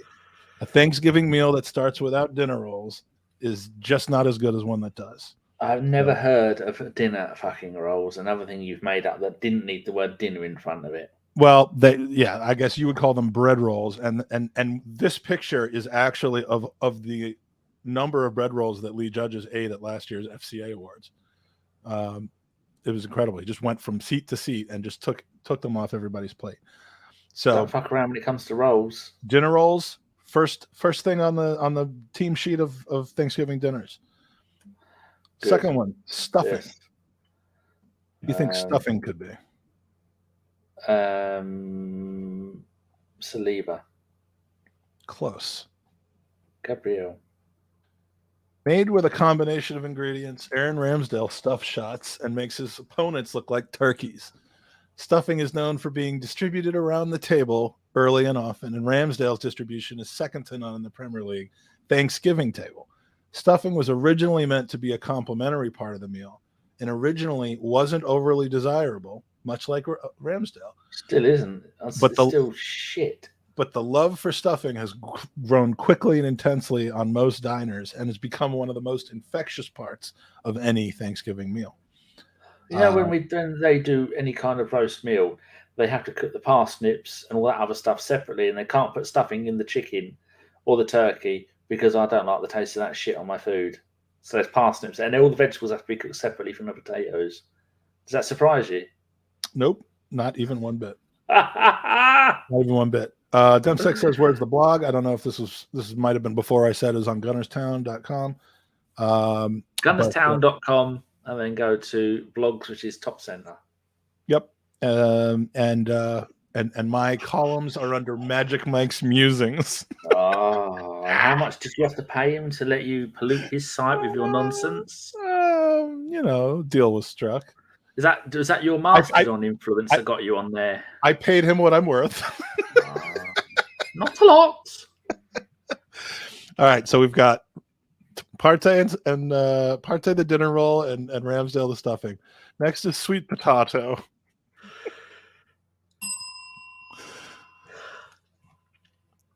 This is where you're supposed to guess who the sweet potato is. I am. I'm going to say Gabriel because it looks like the top of his head. Sweet potato. Sweet potatoes are a sweet root vegetable, and Gabby Jesus is not only sweet to watch, but he's at the root of our attacking pressing game. With a heat map that regularly resembles a giant sweet potato covering the entire pitch, sweet potatoes never stop moving.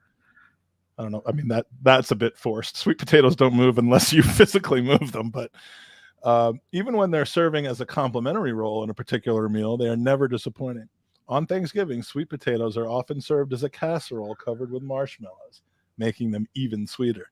And just Hold on. Did you say sweet potatoes and you put marshmallows on them?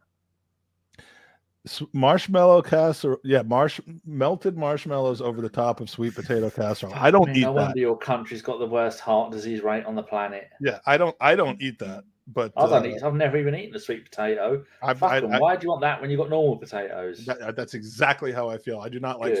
I'm not endorsing sweet potatoes here. I'm just vegetables now. I'm just saying people do like them. All right, I'm thinking ahead. Carry on. Squash. Fucking another thing. All these disgusting vegetables. Why don't you got processed peas and potatoes? You don't need anything else other than those. This isn't my dream menu. These are just popular foods that I could find an Arsenal player to go along with. I'm going to say Saliba. All right, let's see what the chat. Let's. Okay, I think that's mash Moors. All right, sweet potatoes. No, squash. Who do we think squash is? No nonsense part of the Thanksgiving meal. Nobody squashes would-be attackers more reliably than William Saliba. Strong and solid, nutritious, strong and solid. Squash fills the center of the table and holds the meal together. Squash may have had poor judgment on couches when it was younger. That was a little forced. And what is a squash? But now, as a full member of the dinner table, squash is quickly maturing to become the best vegetable on the table. What is the squash? Well, there's green squash, which is also called zucchini. There's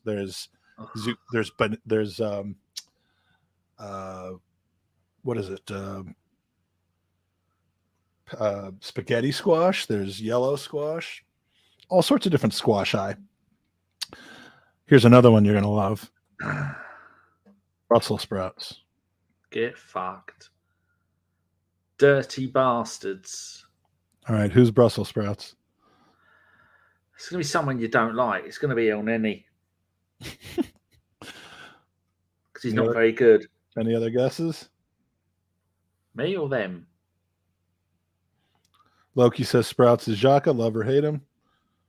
Jumps like says Xhaka. That's Xhaka. Love or hate him, exactly. Brussels sprouts. Who is it? Traditionally, Brussels sprouts have been a part of the menu that people typically did not like, but damn, you have to admit they're good for you. Granit Xhaka, like Brussels sprouts, has benefited from the improved meal around him, and Brussels sprouts have finally been appreciated for what they're capable of bringing to the table. Honorable mention goes to Sambi Lakonga, who honed his craft 10 minutes from Brussels, and we hope that he will still sprout into the future of our midfield. This is the cheesiest thing I've ever written in my life, but well, that takes some doing. Yes, well, I said that I've ever written. This is also the first thing I've ever written. Other than your own name. Yes. And dodgy checks from Andy. Yeah. And I did write this in my own name. I did not use a nom de plume. So, all right. Next on the table, green beans.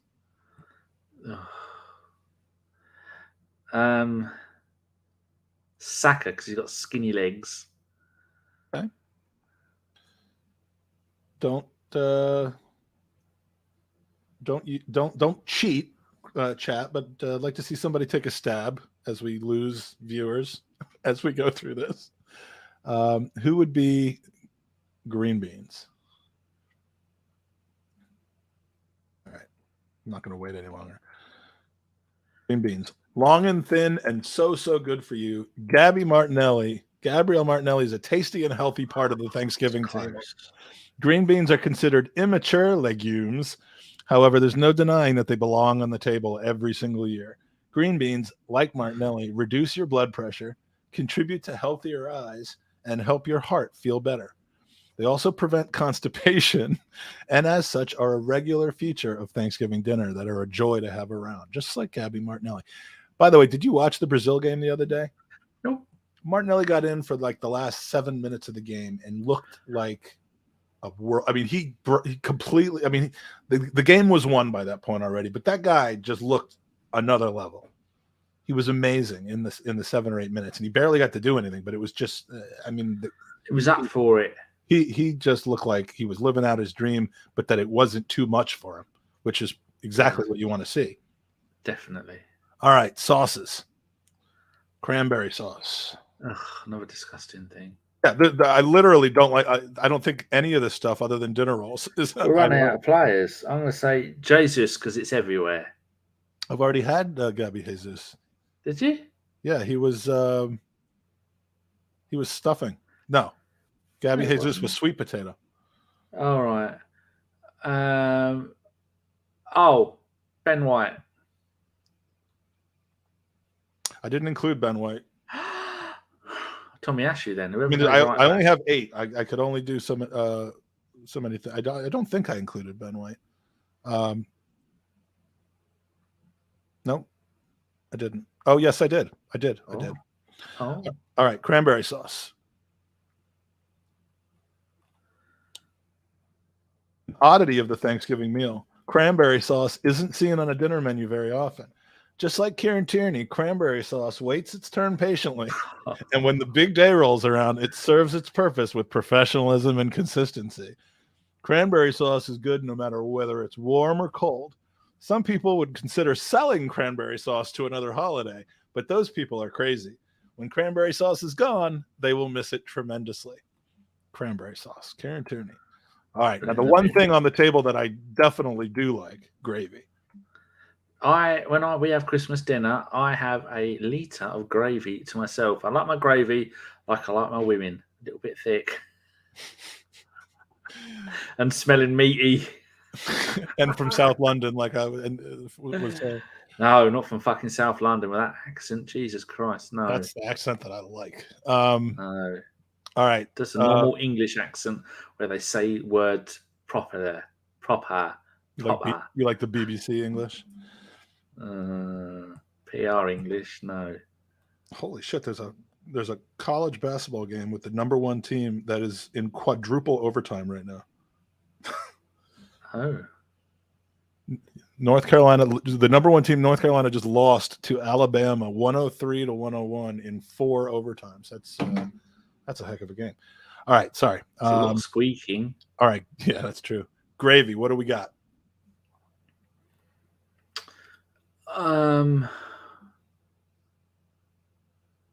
Ooh, I'm gonna have to say 10 seconds. Saka. You're going with Saka? Yeah, because he's gravy. That would be a good call, but I've not got one of these right yet. No, Getting you have fed up with it. You simply cannot have a Thanksgiving meal without gravy. Gravy is not in and of itself an item that you would consume in large amounts unless you're Danny, the GFP. Though I can't honestly tell you I haven't tried. But for Martin Odegaard, gravy makes every single menu, but like Martin Odegaard, gravy makes every single menu or item around it better than it would be on its own. Not only does gravy improve the performance of turkeys, it works with so many other pieces of the dinner to enhance and provide opportunities to shine in your mouth. Gravy is also much less expensive than you think it should be. What a value. Yes, it's a meal on its own. It is. Yeah, gravy, definitely Martin Odegaard. Just sprinkle him all over everybody else and the whole thing gets better. Now we're getting into the Danny territory. Ooh. Desserts. Apple pie. Pear pie, not apple. Apples are too tart. Apple pie considered to be an American dish, but it was... Gideon Zellerlem. It was no American pie started, I think, in England actually. So I believe so. All right, so who would be apple pie? I'm running out of people now, aren't I? Saka. Delectable treat, sweet, tasty, and silky, fun to consume, and homegrown. Bukayo Saka is the dessert we've all been waiting for. Got one. Often the apple pie isn't protected well enough and gets picked out and knocked down throughout each and every Thanksgiving meal. But apple pie works through it all to become a national treasure that melts in your mouth and nearly everybody's favorite part of the bountiful feast. Apple pie is loved by all, hated by none. Bukayo Saka, you got it. Pumpkin pie. Have we got anyone listening after all of this? We've got Phil who's hungry now. Pumpkin pie, fuck me. There's not many more things I would not have in a pie than fucking pumpkin. Yeah, I'm not a fan of pumpkin pie. Oh my, it's a vegetable. It's fucking not disgusting. It's not. It has seeds, but go ahead. Oh, fucking so wrong. The only pie you need is pear pie or pear crumble. Just stick with that. With brown Anna makes me a lovely one for my birthday. Or hair pie. Well, all right, pumpkin pie. Is this the 8th one then? The final course. there's pumpkin pie, pecan pie, and turkey. Well, there's more than fucking 8 then, isn't there? Yeah, I guess there are. Someone got carried away. Were you hungry when you wrote this? What did I do? 1, 2, 3, 4, 5, 6, 7, 8, 9, 10, 11, 12. Yeah, there's 11. Oh, no, I got the whole starting Go 11. Zinchenko. I've got the whole starting 11. I was about to say I've got the whole starting 11 except for Zinchenko. Oh, all right then. Tommy Ashu, because no one knows what the fuck it is or what it's going on about. Made, of course, from pumpkins, which are commonly found carved at Halloween as jack-o'-lanterns, Gabrielle Magalhaes can also be frequently found with teeth missing. Pumpkin pie is also much more valuable to the Thanksgiving meal than people give it credit for, and is often one of the most underappreciated but stable forces on the table. That's a bit of a stretch. I couldn't really The figure out. jack-o'-lantern and teeth thing, that works quite well. I'll give you a point for that. Yeah, that was the only way I could tie it together with Gabriel, to be honest with you. And I want to be honest with you because you are my partner. Yes. All right, let's squeeze through the rest of these real quick. Now, I've not had pecan pie, but I like a pecan. I do like a nut. It's very, Most very. nuts give me the shits. It's sweet. It's delicious. No, I think you find all the sugar on it is sweet and delicious. Well, yeah, that's true. Pecan. At least you didn't call it a pecan. There was a whole. I forget where I was watching this, but it was an argument between pecan and pecan. The King's English, dear boy. The King's English. All right, so pecan pie. Who do we have as pecan pie?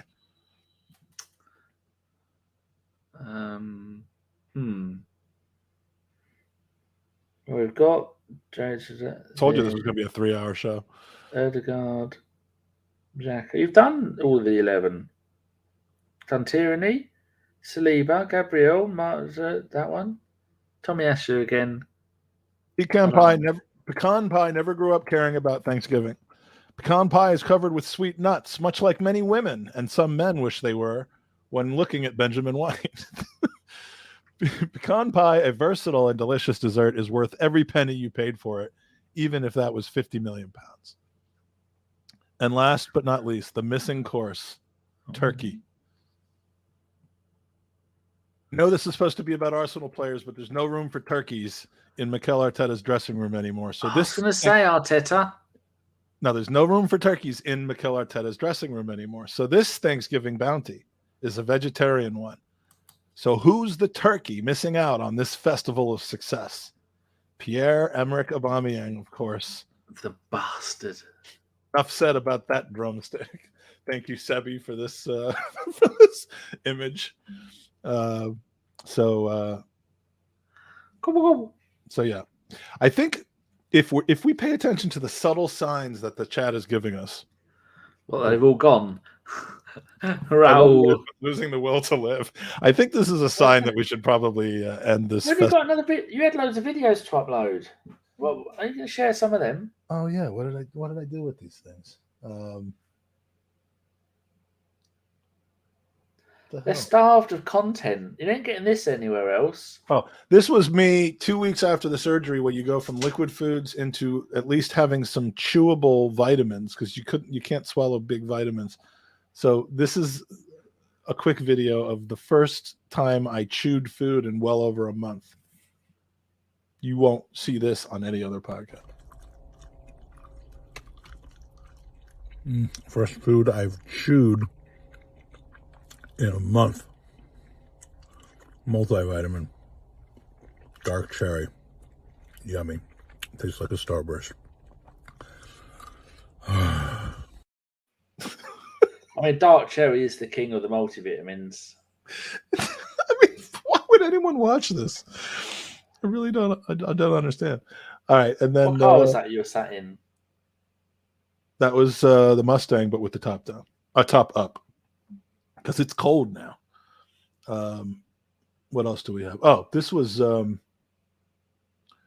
this is a quick 2-minute and 34-second video of a very special podcast that I put out this week. So if you missed it, here it is in its entirety. Wherever you want.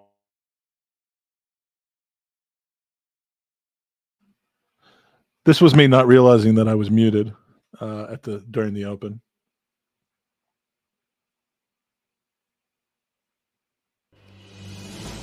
Once upon a time, way back when there were only 9,000 Arsenal podcasts, 6 young men from various backgrounds. A young basketball prodigy with more trophies in the last 20 years than Tottenham Hotspur. An Irish kid with a horrible haircut. Talk over. A young Jewish nerd who hadn't discovered food yet. A child from Hemel Hempstead who didn't want to be English no more. And never A handsome young man who learned to play football on the hard streets of Disney World. And a young Mexican AC Milan fan hatched a plan to take over the world of Arsenal podcasts. This is just the new But intro. then these boys became men. Jared. Ewan. It is a sizable portion of this Magic. particular podcast. Aston. You love when I do short Andy. podcasts. And Miguel. And the rest, my friends, is history. And now, all these years later, you tune in every so often to hear their incredible takes, their football knowledge, and their sensual advice. But now, it's gone too far.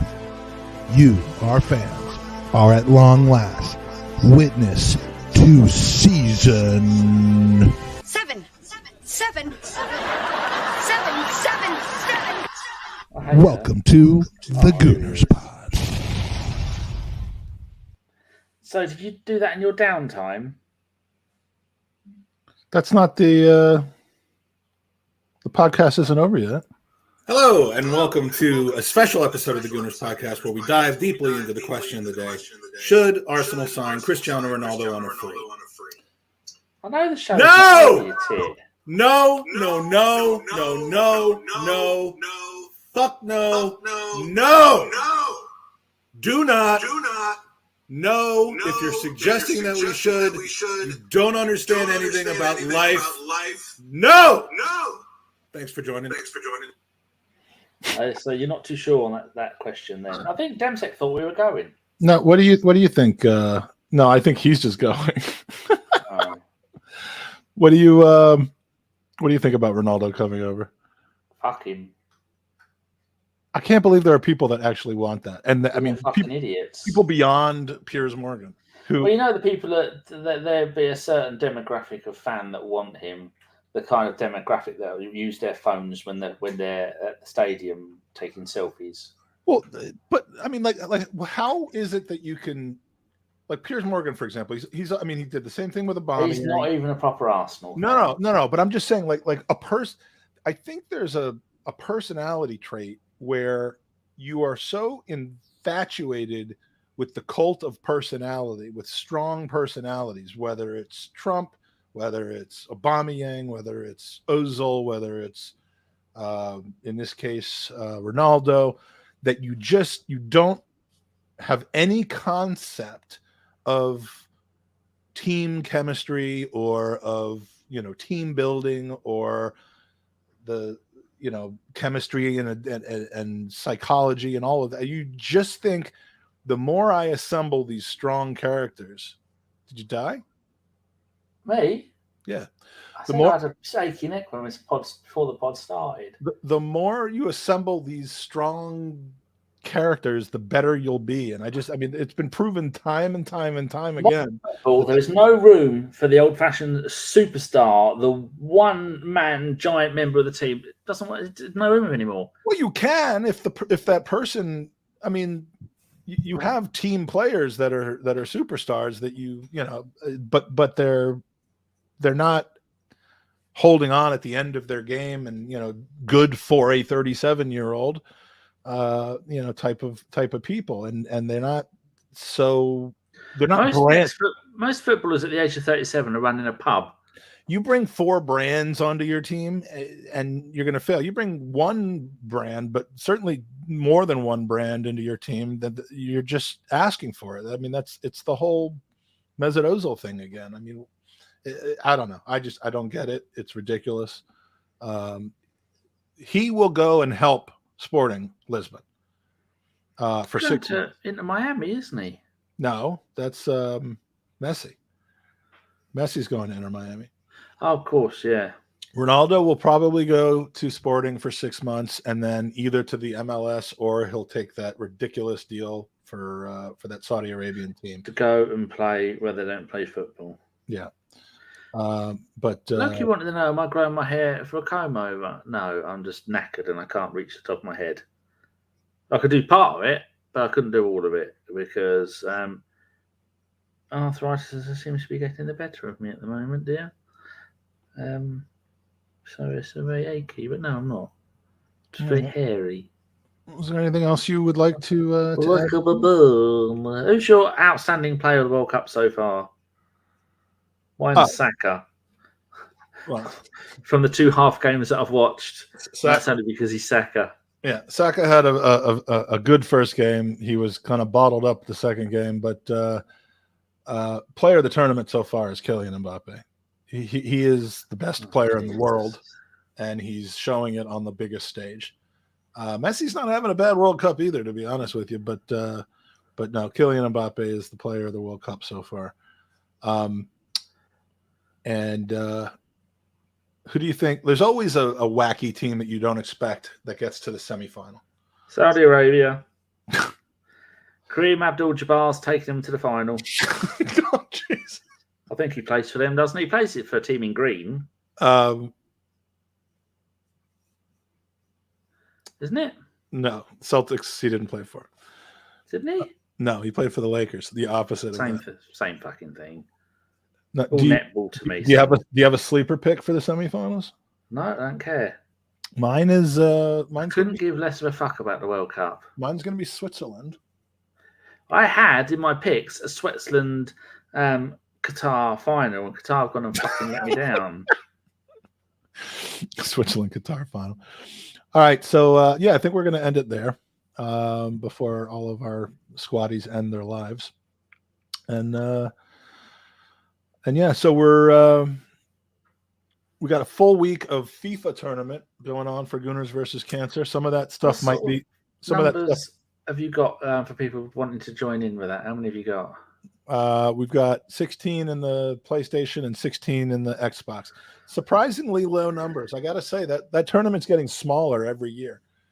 And I'm probably just not going to be arsed next year to run it. But yeah, we're some of the games are going to be streamed on AFTV later this week, so that should be slightly entertaining if you're into that sort of thing.